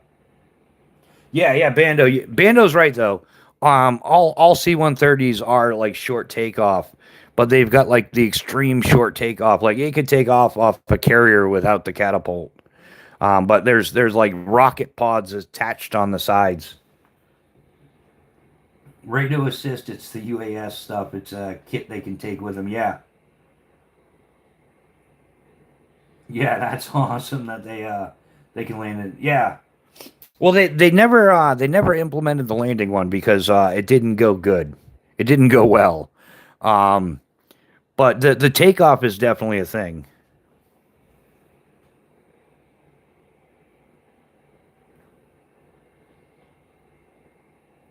Yeah, there's man, there's all kinds of good videos on it too. There's some really good videos. Um, yeah, buddy.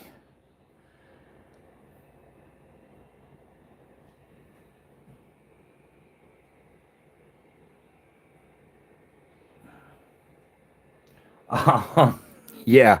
So, yeah, having said all of that now, man, this summer the channel's going to be shifting because, man, I've taken a solid ass whooping trying to get this channel up and going.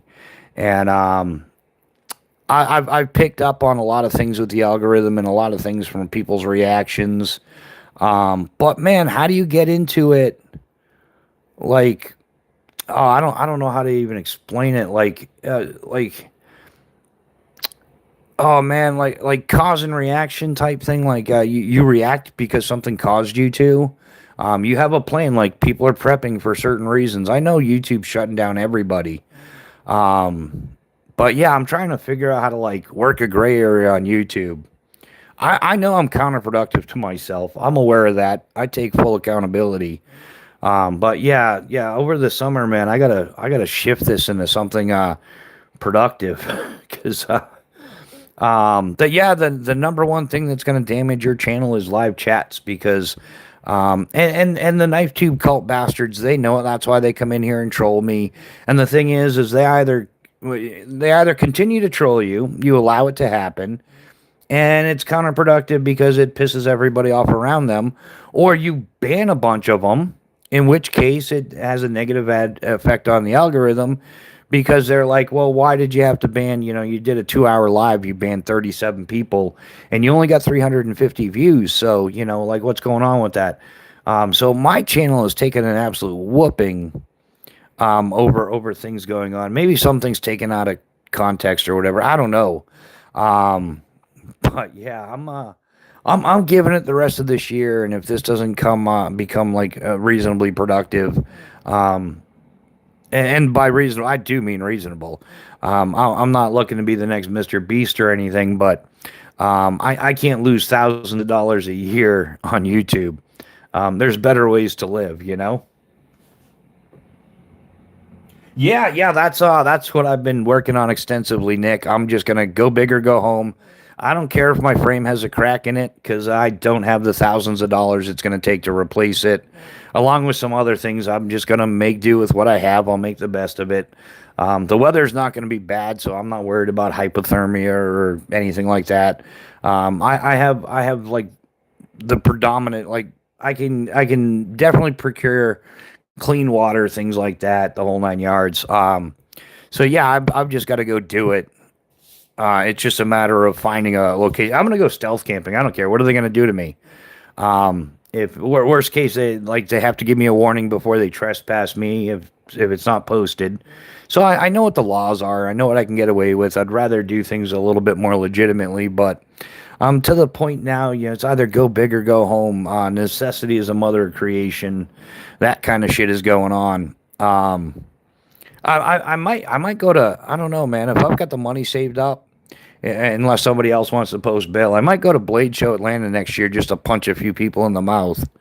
I probably shouldn't be saying that on YouTube either, but yeah, it's only because yeah,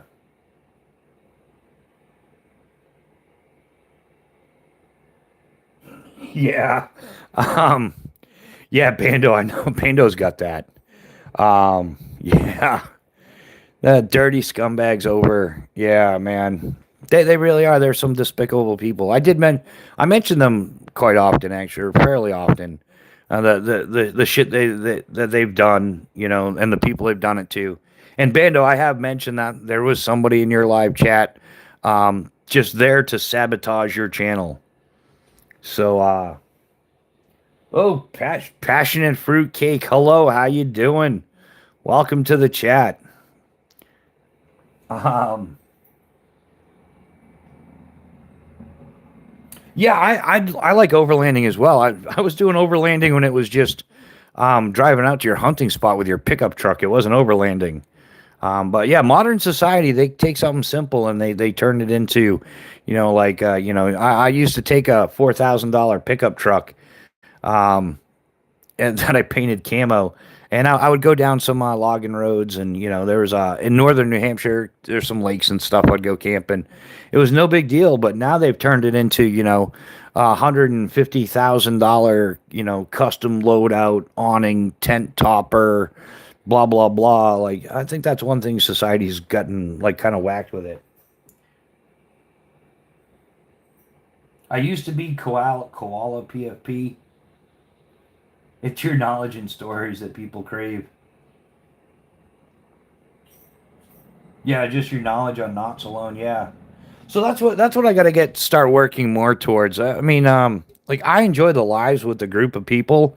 So everybody, just so you know, like I enjoy the lives with everybody that's here, that are here for just entertaining conversation, whatever, just random socials. Sunday morning having coffee, talking about the weather, talking about Cannon's corgi, tactical corgi, stuff like that. But it leaves me open to the negativity that those scumbags want to bring out. And yeah, I'm specifically talking about the knife tube scumbags. And there's a few other scumbags out there too, because they're just butthurt little bitches. There's nothing I can do about it. But it leaves me open to that moment because like I'm just a lot of you guys know me better than others. A lot of you have gotten to know me really well, not just on YouTube, but outside of YouTube. And I don't care for a lot, but what I care for a lot.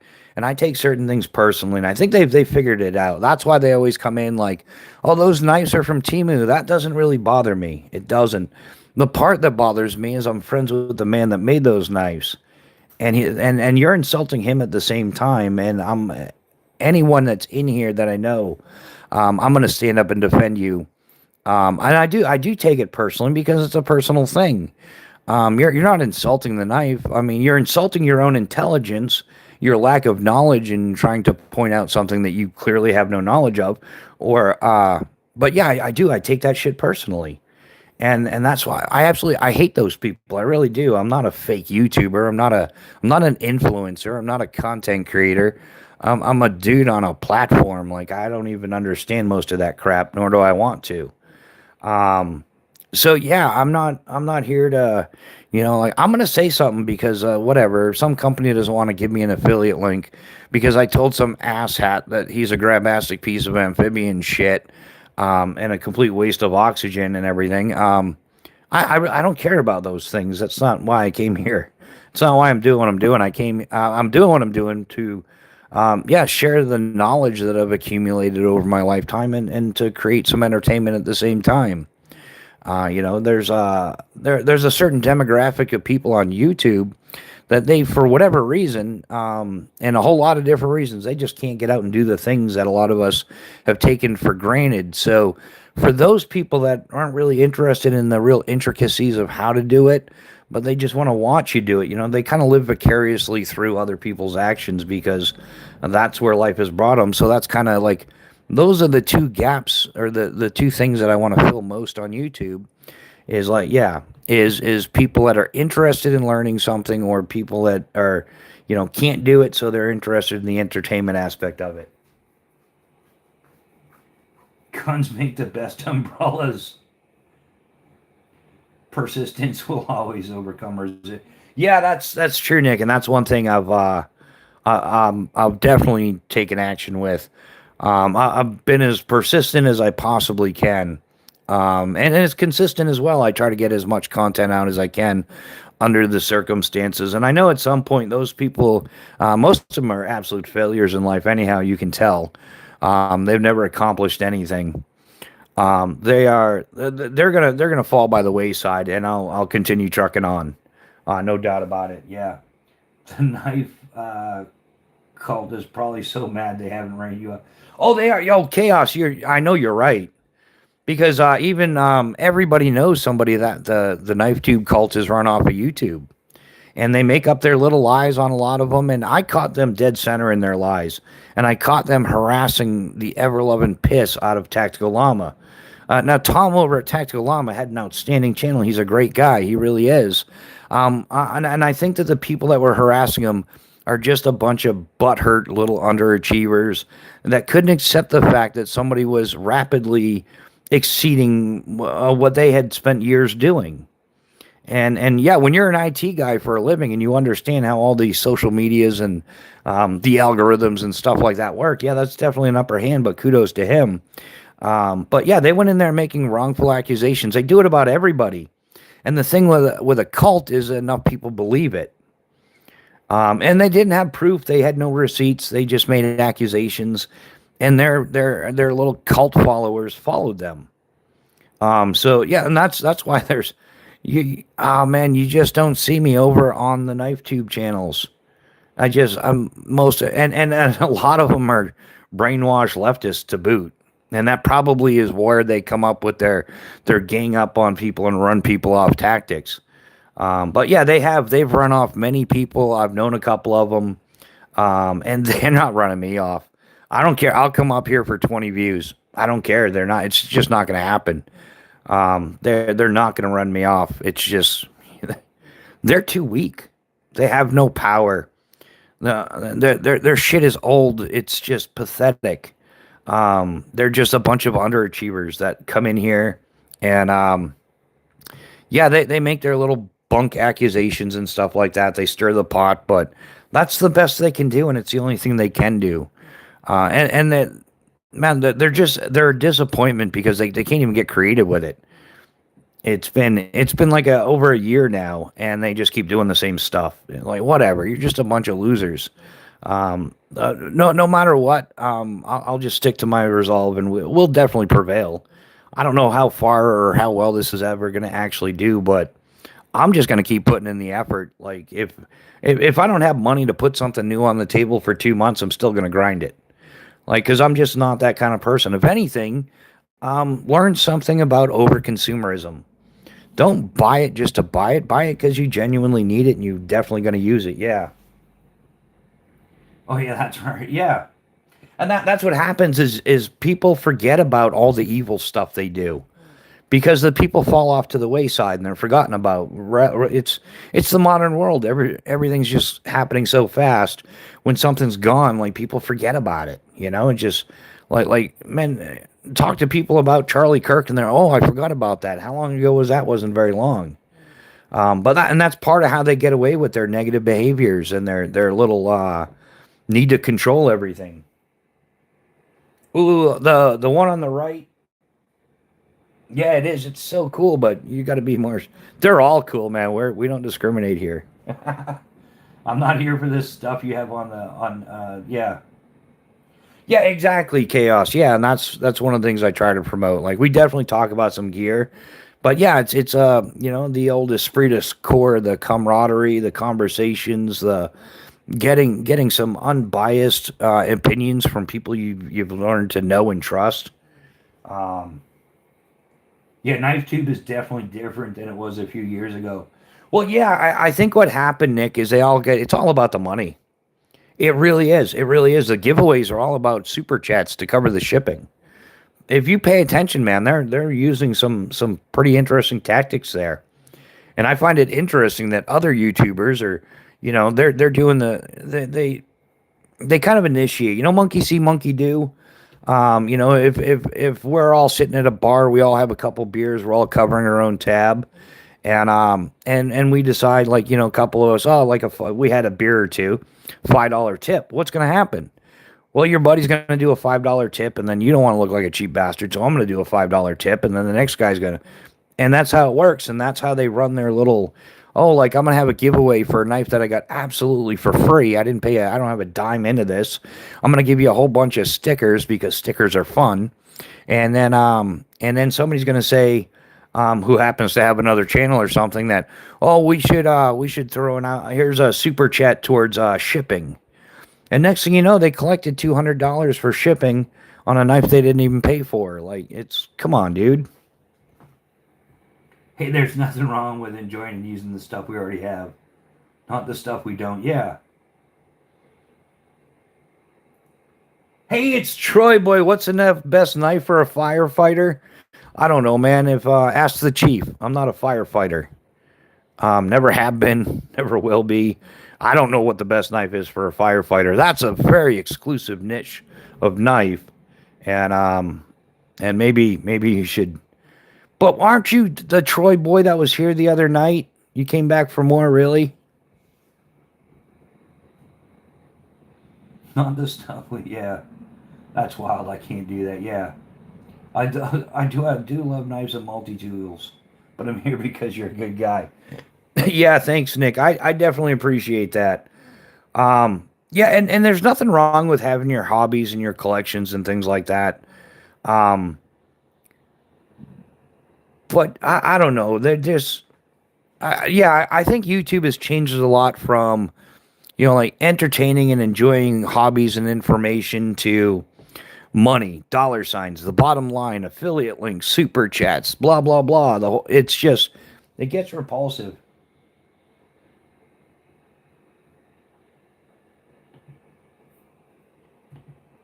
Um,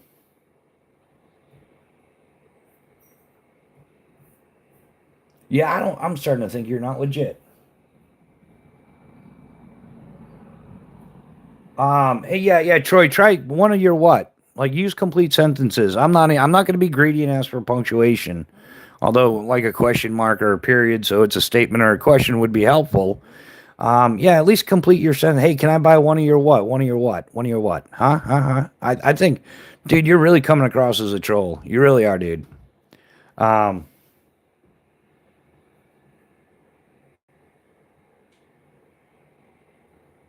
when I was a firefighter, I had a buck 110. Well, there you have it, Troy. Neil McKenzie, who was a firefighter, carried a buck 110. So, yeah, go buy yourself a buck 110. Problem solved. Next. Um, just a recommendation. Yeah, the XM24 would make a fantastic knife for a firefighter, unless that was a joke.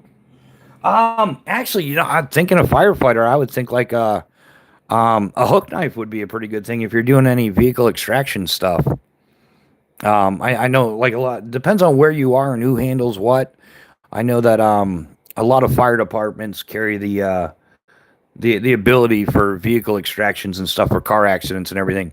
So I would think that some type of a hook knife would be better, and that would allow you to get like a seatbelt and you know, like any of that cutting you would need to do. That maybe a some type of carbide glass breaker on it as well. And then if you do have it out and you're using it, you don't have to worry about causing further injury or injury to the victim. Um, yeah, yeah, I think Buck 110 is definitely a classic.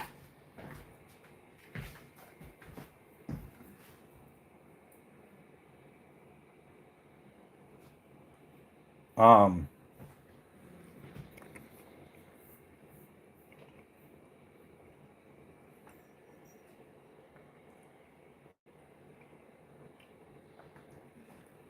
yeah. Well, and so am I, Nick. I fell into that trap. I was watching just I was getting handed over from one live to the other so that they could all get their clicks and views, and it's fun, it's entertaining, it's kind of like, but then I kind of felt like a pawn. I really started questioning everything about the knife tube community when I won a Chris Reeves Sabenza 31 Magna Cut with micarta inlays. And I realized that all those happy, smiling people were a bunch of fake lying assholes who came up to me, well, sent me messages and emails saying that I didn't deserve to win. Somebody that was there longer deserved to it. It's like, well, I met all the prerequisites because you had to be a channel member, which I was. You had to be present during the live for the giveaway to claim the giveaway. And like 7 people prior to me didn't do that. And I was the 8th person in line. And I stuck it out for the 4.5 hour live chat. Like, yay, he got some awesome, awesome watch hours from me. Got a like as well, like I'm helping promote him in the algorithm and everything. But I had multiple people come up to me telling me I didn't deserve it, that I should give it to one of the other people that won. And I said, well, geez, of the other 7 people who didn't meet the requirements to win, which one of them do you think deserves it the most? Because I was the only one here to claim it. And that's when I realized that, like, well, that's just rude, inconsiderate, and unprofessional of them to be doing that. And so I didn't do another channel membership to Tri-State EDC. I don't really care about that dude whatsoever. And the people that were harassing me about it, they fucking suck. And they put such a guilt trip on me that I ended up giving away a $525 knife because according to those scumbags, I didn't deserve it. I shouldn't have won. And they kept harassing me and they would give me crap in lives. Who's the guy? Paul Might with 2 L's. He's another sphincter licking butthole of a person who's just rude. And I would slap him upside the head if I had the chance. Because, yeah, and that's when I really started to realize how messed up some of those people are. We got Troy back here. Was that the Troy? Oh, it's the same Troy that came in here the other day. Get a life, dude. Get a grip. Find a hobby. Find Jesus if you have to. I really don't care, dude.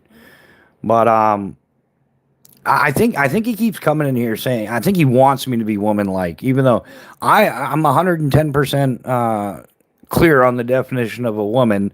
I am not qualified in any way, shape, or form, nor will I ever claim that title. But I think he wants me to. I think deep down inside, he kind of I think he likes me. The SOCOM Bravo is a great knife.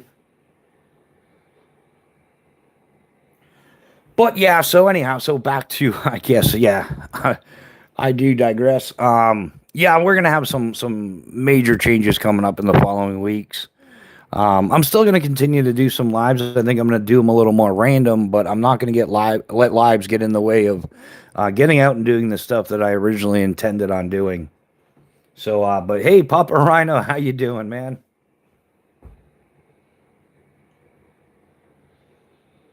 Someone actually told you didn't. Oh yeah, there was a few people, man. In fact, when I was giving when I gave away that Sabenza, I specifically said, like, I hope there's a church nearby you. Yeah, get the thing blessed. Have an exorcism done on it. The thing is evil. Yeah. There was people guilt tripping me that I should have won it. So and that was the biggest eye opener for me. That's when I started seeing the negative side to YouTube and the people that want to gatekeep and control things and stuff like that. It's just, yeah, it is. It's absolutely repulsive. It really is. And the cool thing is I was stoked about it because, at that point, I didn't have a folding knife for like 2 years. So I went from I had a Spartan Blades Palos that I had. Prior to that, I had a ZT 0200. But I gave the ZT-0200 to my daughter for her like hiking and fishing and stuff like that. It was a pretty cool night for your daughter, right? And then I got myself a Spartan Blades Palace, and then 2020 happened. I needed the money. So I sold the Spartan Blades Palace because, hey, family first, and I'd rather put food on the table than a fancy piece of steel in my pocket. And that's what it boiled down to. And I went without a folding knife for like 2 years. And then I won that Sabenza, and I got like just guilted in. I'm like, wow, man, these people aren't like the happy, happy, joy, joy, rainbows and unicorns people that they come across as. And then you start picking up on the little nuances, like when you're in somebody's live chat and they're like, if there's people doing stuff in the community that we don't like, we get rid of them. We police our own. We have our ways. And it's like, yeah, you do. And then certain other ones, you're on that late night live and they're bragging about how they run people off that they don't like or they don't want around, or and they make accusations that people can't prove, neither can they for that matter. But the little cult followers believe every accusation made without ever questioning, like, do you have any receipts for that? Because that's where I went wrong, is I said, well, if you're going to accuse Tactical Llama of buying subscribers, like, what proof do you have? Like, do you have any receipts? Like, do you have a copy of his bank account? Do you have like some what's your proof? And we have ways of knowing. It's like, oh, so you don't really know. You're just making an accusation, and that's enough because people believe these people often enough, and it's an absolute trash thing to do to somebody. So, yeah. So I mean, I've gotten like when you're the one like giving all the clicks and views and stuff, everybody treats you well because they want your clicks and views. But when they see you as competition, it's a game changer, and then they start treating you differently. It's just the nature of the beast. So, but hopefully ZT is. I do too. I hope ZT makes a comeback. They had some really good stuff coming out years, like maybe 15 years ago or something. I absolutely love their stuff. Yeah, they were making accusations from Social Blade, which that website is. Yeah, well, that's the whole thing. Yeah, they were trying to say like they can read the algorithm based off of Social Blade, and tell whether or not somebody was buying subscribers. I'm gonna go ahead and yeah, I'm gonna call that bullshit. There's no way to do it. If you check it out, you're like, how does this have to do with anything? So, but yeah, but they won. They succeeded. You know why? Because the dude's not posting anymore. And there's lots of others, and there's been people in this live chat that come here because they're like, I know some of the people that those people ran off. And they did, and that's how it works. And usually they run people off because most people are here to have a good time and share some information, whatever. But of course, the people that are here that are always concerned about making the money are going to run people off because they see you as competition. Which I don't know why they see me as competition, because you don't see me slinging any Chinesium knives on here, right? There's no best budget banger of the week knife 7 days a week on this channel, is there? No, there's not. There never will be. There never has been. You'll never see me shilling for China, that's for sure. It's just... Oh, and that's the other thing. Yeah, you're stepping on somebody's toes. That's another thing they came after me for. I'm like, that's kind of funny because it's an open platform. YouTube never told me you can't go on during the time that the knife tube schedule people have. Yeah, CCP bots, exactly, yeah. Yeah, exactly. Yeah, they want you to go on at 2 a.m. on like a Monday morning or a Tuesday morning. You're not going to get any views. You're not going to be any competition to them. And that's the whole thing. I'm not even any competition to them. I ain't slinging any Chinesium. Yeah, no Chinese knives on this channel. Never has been, never will. Well, no. If somebody like donated something to give away, it's beyond my control, so on and so forth. Yeah, then there's not much I could do about it. But as far as me like having an affiliate link with I'll never shill for China. It's not happening in my lifetime. I would never knowingly do anything like that. Yeah, we're supposed to help each other. Yeah. Well, and that's the whole thing. As long as you're helping them, then you're helping each other. But if you're trying to do something, like in fact, they've robbed me more times than I care to count. Yeah, I've been. They're not the people that they come across to be. They really aren't. They have a narrative, they have an objective, and if you're not helping them to the podium, then they're going to try to get rid of you.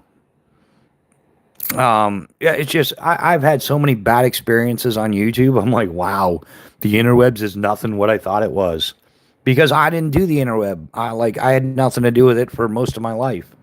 I could care less with what was going, like cable. I've never had cable. Like, no, I had cable for like 6 months at a place I rented down in the Florida Keys, and I didn't know it until I was moving out, because my buddy was like grabbing my TV to throw in his truck. I was getting ready to go on my bike ride. So he was going to transport all my stuff back up to the Northeast. I had like a television and a PlayStation, a few boxes of my jump gear and things like that. And he went to go grab my television, and he unplugged it and went to go unplug the cable. And he's like, dude, what? You didn't have your cable plugged in. I'm like, I'm not paying for cable. Why plug it in? He's like, no, man, it's part of the rent here. It's like the whole building is you get free cable. I'm like, oh, well, who cares? I don't like cable anyhow. Blackfoot Bishop, what's happening? Yeah, they have people with autism on their lives and actually make fun of them. He'll probably, yeah,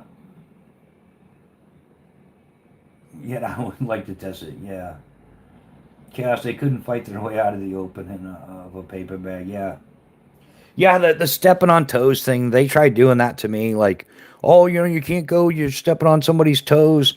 And the nail in the coffin with those guys is on my birthday. And I'm sorry if some of you guys know this guy, if you've heard this story already, but my birthday happens to fall on their #BeUp holiday, which is a good friend of theirs that passed. And they try to do like a little celebration every year because he is an upbeat, positive guy and whatever. Hey, kudos, right? I never met the guy, never talked to him. I have no clue who he is whatsoever. Not a second in my life. I don't know him. But so it's my channel and it's YouTube, an open platform. And I went to go do a live on my birthday. And those dirty bastards, all they did was show up to my live to tell everybody that there was a more important live going on. And they told me it was #BeUp Day, but I didn't listen. And I was stepping on toes, and people should go over to so-and-so's live, which actually what they were doing is against YouTube's terms of service. You can't go around soliciting subscribers and viewers from people's live chats and stuff. You can't even do it in the comment section. So what they were doing was in gross violation of the YouTube's terms of service. And all I was doing was going on a live for my birthday because I wanted to say hello to my friends. I'm having a great day. Mrs. Bushcraft and I, whatever, we had a great day as well. But they came in to ruin it, those self-centered, greedy bastards. And so I don't know. Everybody has different meanings for everything. But #BeUp Day is one of the most miserable, narcissistic, shithead days I've ever seen on YouTube. At least on my end. That's the kind of people that they are. That's what they do. And I'm not dropping specific names or any of that. So it is what it is. As I'm currently sitting here watching you. Yeah, you didn't strike me as much of a TV guy. Yeah, Nick, man, I own a couple of box sets. I've watched, back in the day, I watched like that Tour of Duty show, like Vietnam era thing. I've never really watched TV. Like, why watch TV when I can go rock climbing? Why watch TV when I can go kayaking? I can go for a bike ride. I can go for a hike. I can go for, there's a lot of things I can do other than, watch fakeness. Like, that's why people, who's your favorite actor? I don't really have a favorite actor. Although, there's a couple of hot ones. Oh man, I would have joined the Cobra Kai. I would have joined the Cobra Kai. I would have swept the Karate Kid's legs. I would have followed it up with an axe kick so that he wouldn't get back up. And me and Elizabeth Shue would have lived happily ever after. And I would have spent the rest of my life clapping those cheeks. Yeah. But other than that, I really, so I might think but I don't have wow, you're an awesome actor. What skills you have? Their whole job in life is to fake it. You fake it for a living. It just doesn't make any sense. I don't idolize people who fake it for a living. Like that's their whole thing. They act like somebody else. They pretend to be something else, and that's what they do for a living. It's like, and they're worth. And we over glorify that shit like it's something tremendous. Some of these actors are making hundreds of millions of dollars a year for faking it. I'm like, if faking it is worth a couple $100 million a year, you know what my ex-wife is worth? Dude, she's got to be worth $1 billion. You know what I'm saying? I think we all know a chick like that. So if faking it is worth money, man, we all have some exes that are worth some coin. Um, Read Soldier of Fortune magazine and be happy. Do I have a hiking water filter? Yeah, I do have a hiking water filter. It's one of the MSR ones, which I bought as a cheap replacement for my Katahdin micro pocket filter that got stolen. I also have a Grail Ultra Press and a Grail Titanium Ultra Press, which I love for hiking, at least in the Northeast here. Bushcraft, do you have a... Nick, there's a Bushcraft magazine. I saw it at Publix the other day. Oh, Chaos. You got to fill us in on that. They're probably not going to sell it here in New Hampshire, though. Yeah, I used to get Soldier of Fortune magazine. I used to like to read the Army Times as well. That was kind of fun. They would always talk about whatever new equipment was coming out. But I would read the USPA magazine. I got bored with that after years and years, though. But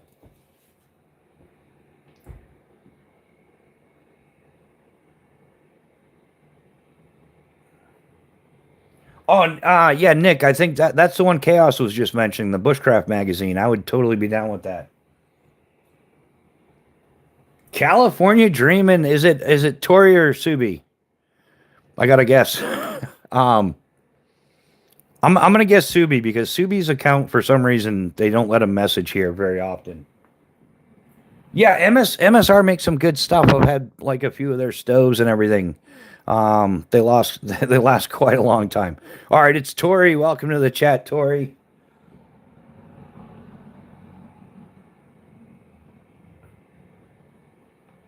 It's at Publix. Yeah, you can probably just Google Bushcraft or Prepper magazine. I do. I like books and magazines. Well, typically I like informative stuff though. Like I don't read like a lot of fiction stuff, like novels and everything. I like training manuals and field manuals, and how to do stuff is the type of reading I enjoy most. I do get into sci-fi a little, like once in a while, just because it's fun. Like just like a brief momentary escape from reality, like the original Star Wars trilogy, some of the Predator movies. Although I think they've taken some of those a little bit too far now. They just turned into like ass clownery. Um,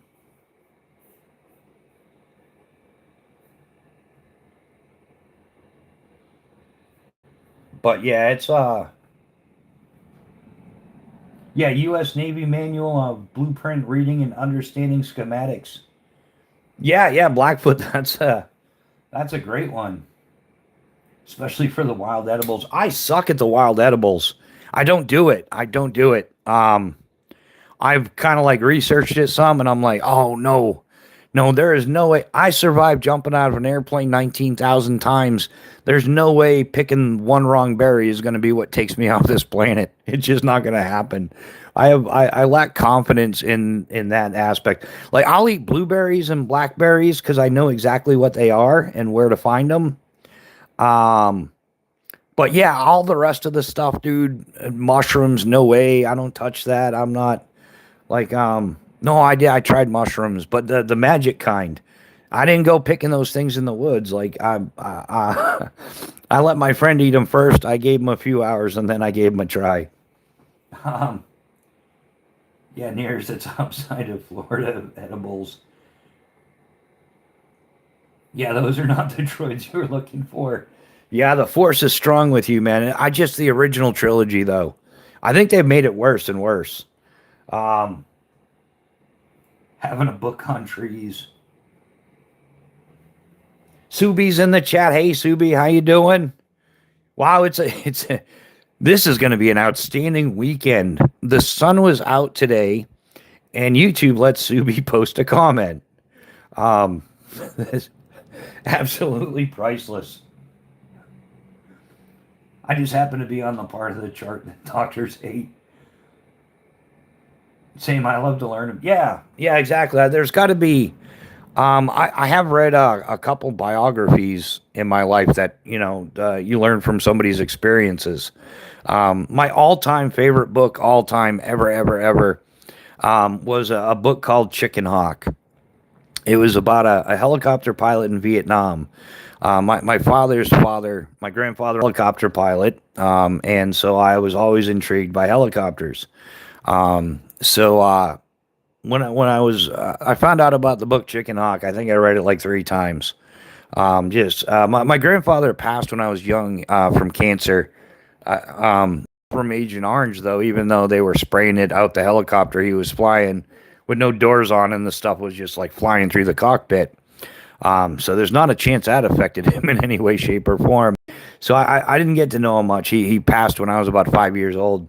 So when I was older, I knew enough about him that yeah, the book Chicken Hawk was extremely interesting. The other I don't think it's a biography, but it was written about Carlos Hathcock, Marine sniper, 93 confirmed kills. That was another book I for some reason enjoyed reading. Um, yeah, they just saved the one pilot in Iran with a helo. Yeah, more woe. If you ain't learning every day, you aren't living. Yeah, yeah, that's true, man. Yeah, I try to learn something new every day. I think it's actually become harder or more difficult to learn stuff now because there's just so much information thrown at you, and you try to like, man, you try to sponge it all up. You try to gain as much information as you can, and then it just kind of like gets to the point. It's like, yeah, like just you hit overload. It becomes overwhelming. And Cannon, how you doing, brother? Welcome to the chat. Always a pleasure to see you, my man. How's our little buddy Mojo doing? Wow, getting a little rough around the edges there.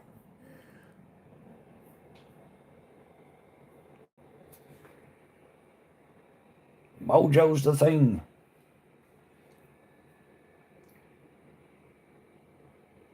Yeah, it's just YouTube as far as that goes. Isn't the same as it used to be. Yeah. Man, I used to have like man in high school I had two sets of actually I got them in junior high. I had the legendary Encyclopedia Britannica, and I had the Encyclopedias of Knowledge. So it was like a white book with blue on it. Yeah, I think that was the name of it. I don't know. I haven't seen those things since I left for the army, so I haven't seen that shit in like 33 years. You guys ever watch Birdem? No, I don't think I've watched that one yet. Mojo is sound asleep and snoring. Well, he probably had a rough day guarding you, protecting you, Cannon. You gotta cut that dog some slack, son. Blackwood. Dude. Oh. Yeah, same for my dad, Agent Orange and Agent Pink Exposure. He never speaks, but his content is awesome. Dude, I should do a couple of long form videos and just not say a word. That would freak everybody out, wouldn't it? They'd watch for like 45 minutes straight. Like he's gonna say something. No, no, he's gonna say something. I might even make it look like I'm gonna say something and just not say something. That would be maybe I'll do that. Maybe I'll do the quiet um long form videos, and save the chitter chatter, the yappity yap yap for the lives. Because on that was one of the things I went out. I've shot a couple of videos, but I destroyed them in editing, and then it just ended up where I like accidentally deleted so much footage that it just would have come out stupid. So yeah. And one of the things that I don't like is like I go out in the woods for the peace and quiet. That like I like solo camping because there's not somebody yapping my ear off the entire friggin' time, or they've got just horrible plans or something. Like I don't know, you know what I'm saying? Like if you go solo, you're like going by your own rules, your own game. Get up when you want to, go to bed when you want to. Crack a cold one open if you want to, or do it. You can kind of do what you want to do. I can, if I'm cycling, I can do 30 miles in a day, or I can, do 240 miles in a day. It's entirely up to me. But most of all, like I enjoy the peace and quiet. Like I like if I'm gonna sit next to the creek, I wanna listen to the creek, not your damn tactical corgi yapping away like a mad. You know what I mean? So yeah, I've actually thought about like I'll just kind of like try to get like some type of cinematographic perspective on things. ASMR knife shopping video. Yeah, I think I kind of did one already, a short. I'm not sure how well a long video would go, but Canon Blackfoot is actually a really good dude. He can build you a 1911. They're trying to get rid of books. They are. Nick, you're spot on, man. They want to get rid of all physical media because if they get rid of the physical media, then they 100% control the digital world. Like, they can just delete it. They can alternate it. They can edit it. They can change it to whatever they want it to be at any time. Yeah, if you've got your ebooks on Kindle, there's nothing stopping them from going in there and changing it. And the way the contracts are written, you don't own it anyhow. A lot of people learned that the hard way. What was that the Redbox, right? The old movie rental thing, whatever. They went digital. You could buy digital copies. Well, when they went under, everybody that had thousands of dollars into their video libraries that they could stream at any time from anywhere, all lost them. So now you've got the motto going where if purchasing something isn't ownership, then oh, what do they say? Like pirating or like borrowing it isn't pirating or something like that. Um, yeah, bookstores used to be yeah. Now they're hard to find that, and that's what they're doing, man. Because they don't want to have another book burning because we learned our lesson from that from World War II. If you burn books, no matter what books you burn, you're a bad person. But if you read the list of books that were burned during World War II, you would probably agree. So rather than having to go through and having the government come around and collect all your books, they just put it in the hands of their oligarch, billionaire, big tech guys, and they can just go through and edit it whenever they want to. Like, yeah, that whole you'll own nothing and be happy. Everything's a subscription, everything's a rental. They're doing it with books, video games, movies, music, any form of media. They want complete control over it, and they can do that through digital means. But they'd be hard pressed to go around to everybody's house, kick the door in, grab the book, tear the page out, or worse. So yeah, my path is a lonely one, but important one, so that's okay. Have you guys ever seen Men with a Pot on YouTube? No, I haven't seen Men with a Pot on YouTube. No. They must learn to love their prohibitions. Yeah, killing at some point. He's going to make a Remington 700 action. Yeah, yeah, and is the Mandela effect really a thing, or is it a psyop? Everybody get your tinfoil hats out. It's party time. What's everybody drinking tonight? Of course, I'm kicking back a nice, tasty Monster Energy beverage. Digital revisionist history. Yeah, they just cook by a creek, no talking. Okay, yeah. Um, yeah, I've watched. I used to watch a lot more YouTube. But I've tried to watch less. For the reason that I don't want to inadvertently just be copying somebody straight up. And I've seen a few videos. I'm like, oh, that works pretty well. Maybe I should give that a try. And I'm like, no, I'd rather just maintain my originality. So, for a while now, I've been trying to abstain from, certain videos and stuff. I was trying to get a damn beer, but I'm smoking.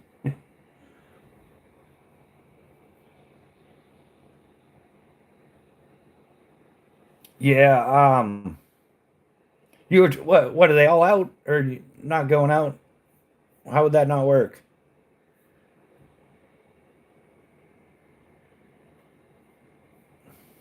Wow, YouTube is brutal today. Um, yeah, Huxley predicted all of this. Yeah, well, yeah, so did a whole bunch of other people. It was all George Orwell's 1984 predicted a lot of it. Yeah, I hate to say it, but Ted Kaczynski, right? The Unabomber, he predicted a lot of this. And anybody who makes any sense, like they call them crazy. Now I'm to the point when they say, "Oh, that person was completely crazy. There was nothing right about them." I definitely I do a deep dive research into it, and you find out that, oh yeah, he might have been a little not quite right in the head because they were drugging him up, like wrecking his head with MK Ultra. The guy's actually smarter than you think he is, and yeah, they vilify anybody that they want to discredit. That's how they discredit people. It's the same tactics that Hollywood uses, and a bunch of others. The music industry.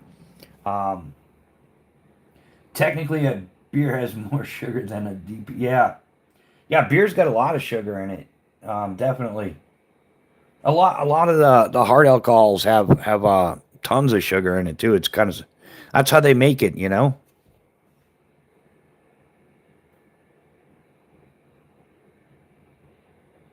Yeah, one a big ass Michelob. I saw the other day the new motorcycles now are going to require us.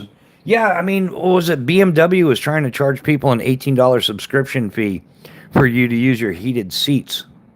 Well, that's how they're doing. Like they're selling us stuff, and then you just got to keep paying. Video games are one of the best examples. You used to, you bought your console, you bought your game, you played the game, that was the end of it. But now it's like, oh, you buy the game, but you don't have a physical copy of it. You got to download it to this overpriced console. And then once you have the game downloaded, now you got to like, if you want a fancy new pew pew, oh, that's $9.99. You want your horse hive armor, you say? That's $49.99. Like stuff that you used to pick up throughout the game or win throughout the game is now like these well, they're not micro purchases anymore. Some of the packages and stuff, which is why I don't game anymore because of it. I started gaming since I was like, like we had arcades back in the, probably late 70s, early 80s. I was like 5, 6 years old standing on a milk crate playing Pac-Man or something. But yeah, now it's all just more money, more money, more money. Everything's a subscription. Yeah, get rid of your cable. Streaming is only $2.99 a month. Netflix $2.99 unlimited. And then Amazon Prime, yeah, just $4.99 a month, unlimited this, free shipping. And it's changed now. It was all supposed to be cheaper than cable, but now they divide it up so much that it's a subscription to absolutely everything. And it goes up every time it goes up. You lose less too. They offer less and charge you more. And like look at like Amazon Prime 5 years ago, 6 years ago was a decent deal. Now it's not everything ships for free. Like if I want to get a Heliocontext Swagman roll, that thing jumped from $90 up to 185. But wait, there's more. Along with my Amazon Prime free shipping, I get to pay $39.95 to have a Heliocontext Swagman roll shipped to me from a U.S. company. It's not even coming from England. It's coming from a U.S. company. We pay the Amazon Prime, but they want another $40 for shipping. So yeah, the list goes on, and yeah, and oh, free streaming. Well, now there's commercials every 5 minutes. So every 5 minutes, I got to watch 5 minutes of commercials, turning a 90-minute movie into a 3-hour sit down. And I'm going to spend 50% of my time listening to commercials. So I don't watch anything. Actually, the only time I watch something is on BitChute. BitChute, there's a bunch of channels on BitChute that has a whole bunch of like just free movies. Some of them are older, some of them are newer. But it's 100% free. They give you a commercial or two at the beginning. After 5 seconds, you can skip them, and that's it. You can watch your movie uninterrupted, and it doesn't cost me the now. What is it? What is Amazon Prime up to now? Like $14.99 or something? I don't know. I'm so glad I'm not into gaming. Yeah. I am too, man. I'm like, I used to really enjoy gaming. I kind of wouldn't mind playing a game once in a while, but for the cost, like I'm not paying $800 for a PS5.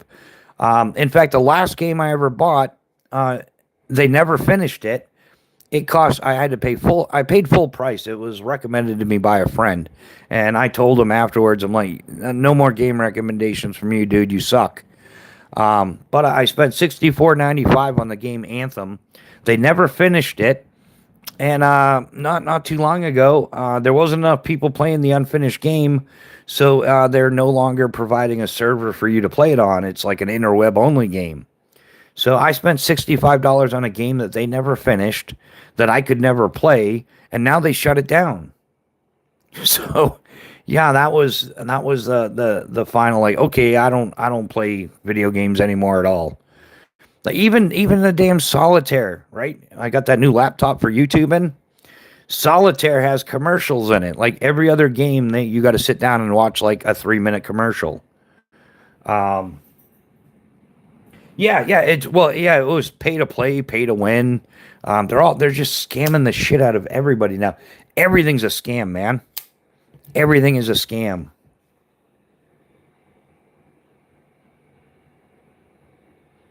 Oh yeah, I know, but not on a P. Yeah, streaming TV is so much more expensive than cable. Well, and that's the whole thing, Nick. Is yeah, streaming TV is so much more than expensive than cable. But years ago when they started it, that was the sales pitch. It's so much more cheaper than cable. But once they kind of like phase the cable out, then they start jacking the rates up. They get you a little bit here and there, you know.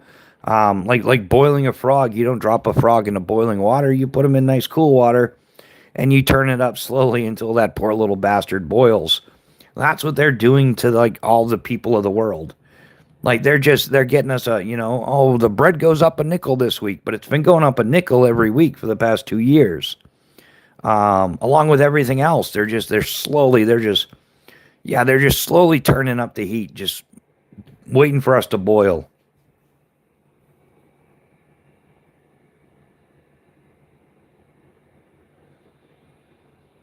PS Vita boys, yeah. I have the Xbox Series X. I do still have my PSP. Yeah, if I were to get back into gaming, yeah, I would get like a PS4 or something like that, or something that doesn't, and some retro games, like stuff that I don't need the internet for. So yeah, some of these games you can't even play without the internet. I'll never buy a console that doesn't have a disc tray, a disc drive.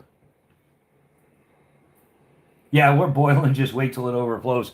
Yeah, I think that's where it's getting there, Cannon. Yeah, it's man. There's a lot of people that are making sure they're it's nice and soft and sensitive in this particular area of this particular finger. You know what I'm saying? Because you wanna squeeze, you wanna feel that break. Um, yeah, the FPS. I have like 50 games now. Yeah, Bando. Yeah, that's the way to go, man. Just build your own library, buy your own DVDs, Blu-rays, buy a DVD player, Blu-ray player, and buy a backup. Because and those are even getting hard to find now. Like you gotta shop around a little bit for something. Yeah, they want us completely. They want to do the same thing with your money. They don't want your money in your pocket where somebody has to come and like assault you to take it. They want it in the bank where some loser with a computer can digitally steal it, or the bank can, nickel and dime the piss out of you. Nick, look up modded PSP on YouTube. There's a guy that sells mod shit for the PSP. Comes like 5,000 games over 10 systems. Yeah, yeah. Canon's on the other side. It is, man. Yeah. The whole thing's gotten crazy out of control.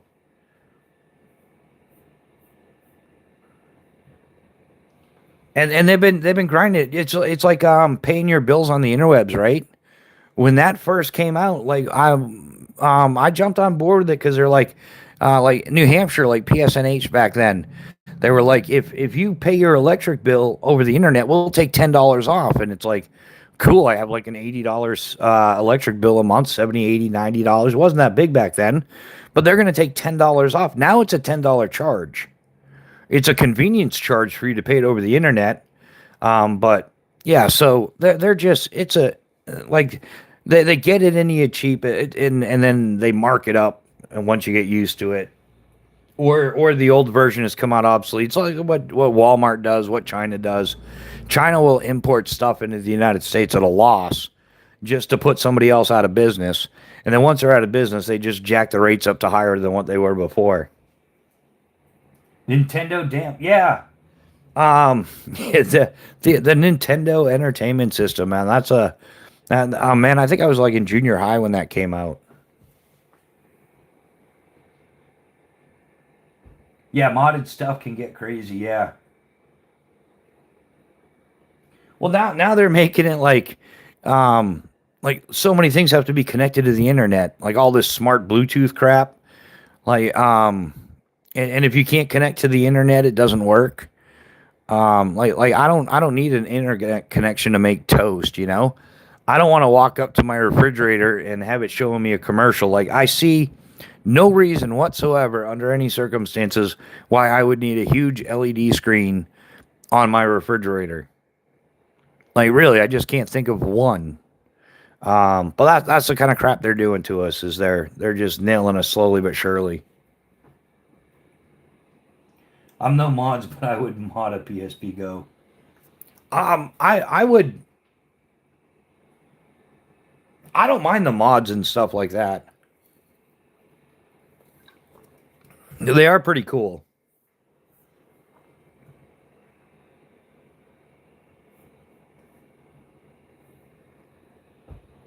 Yeah, so they're doing wild stuff here for downloading pirated stuff, depending on the service you use. Oh, because it's all about like protecting the oligarchs. They want to make sure they get every dime they can, whether it's Bill Booth or no Bill Booth. Wow, I'm an asshat. No, I redact that one. Bill Booth is the owner of United Parachute Technologies. Yeah. I meant Bill Gates. Wow, huge difference. Yeah, Bill Booth. You'll see a lot of military people jumping his rig, the Sigma rig. It's actually a tandem system, but they modify it to carry like the 55-gallon drubs or heavy equipment and stuff. Um, but no, the Bill Gates and the Elon Musk's and the Zuckermans and the Jeff Bezos and all these people that are just going to run everything. Um, yeah, no, man. In fact, they look at you crazy when you go in there asking for an application to fill out, or they'll just tell you the website and then send you home because most of them aren't really hiring anything. Yeah, that's why all the PSP and PA Vita stuff rocks because you can do so much with them. Yeah, they're versatile. Yeah. Yeah, but yeah, everything's digital. That's why they want everything to go digital. That's why they don't want people outdoors being healthy and happy and learning stuff because if they want everybody living in cubicles, being good little worker bees.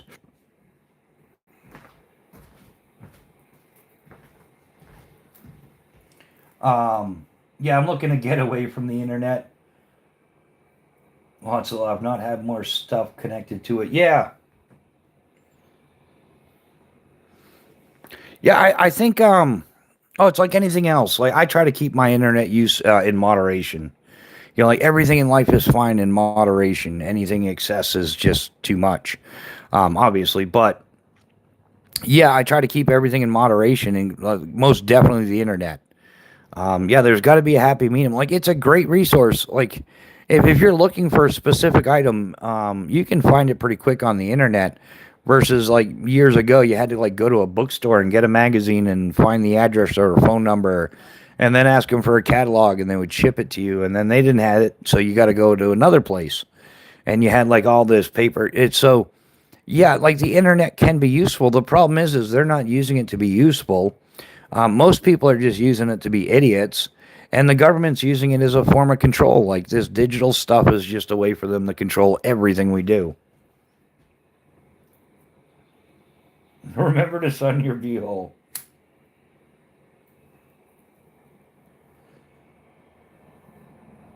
Yeah, if my refrigerator started playing commercials, I would break it. Yeah, the damn dryer sends me a message, let me know it's done. Yeah, yeah, exactly. Yeah, we've got the same thing, like the washer and dryer. It has like the standard, beep beep annoying alarm, but if yeah, it goes through your Wi-Fi, and then yeah, it'll message you on your phone when your dryer's done, or how it'll give you a 5 minute warning. Like you can program it for all kinds of different stuff to do. But we did fine without that in life. It really does. And then what gets awkward though is now it doesn't last as long because the digital stuff is sensitive, and that's one of the planned obsolescences. Is these like an old mechanical driver washer and dryer that would last 25, 30 years. Now they last 2 or 3 years, and you're rebuying it. It just doesn't work. Yeah, they don't even look cool. Yeah. Time to go foraging in my kitchen. Yeah. I'm about there too. I didn't have dinner. Yeah, we're over. Yeah, we're at like the 2.5 hour mark, but so I'm gonna wrap this one up. Yeah, we're gonna go live again tomorrow, guys. I'll be live for sure again tomorrow. So make sure you click that notification bell. Make sure you're subscribed and all that other fancy social media, YouTube stuff that you should or should not be doing. I don't know. It's entirely up to you. You do so at your own discretion. But I do thank everybody for being here. I definitely enjoyed everybody being here. It was an awesome evening. Definitely worth the time. Awesome conversation, guys. I appreciate all of you. Like I said, we'll be back on again tomorrow. So yeah, everybody have an awesome evening. Maybe I'll talk to some of you guys throughout the night. But yeah, be careful out there. Make sure you maintain situational awareness at all times. Stay alert, stay alive, and by all means, guys, stay frosty. We'll see you on the next one.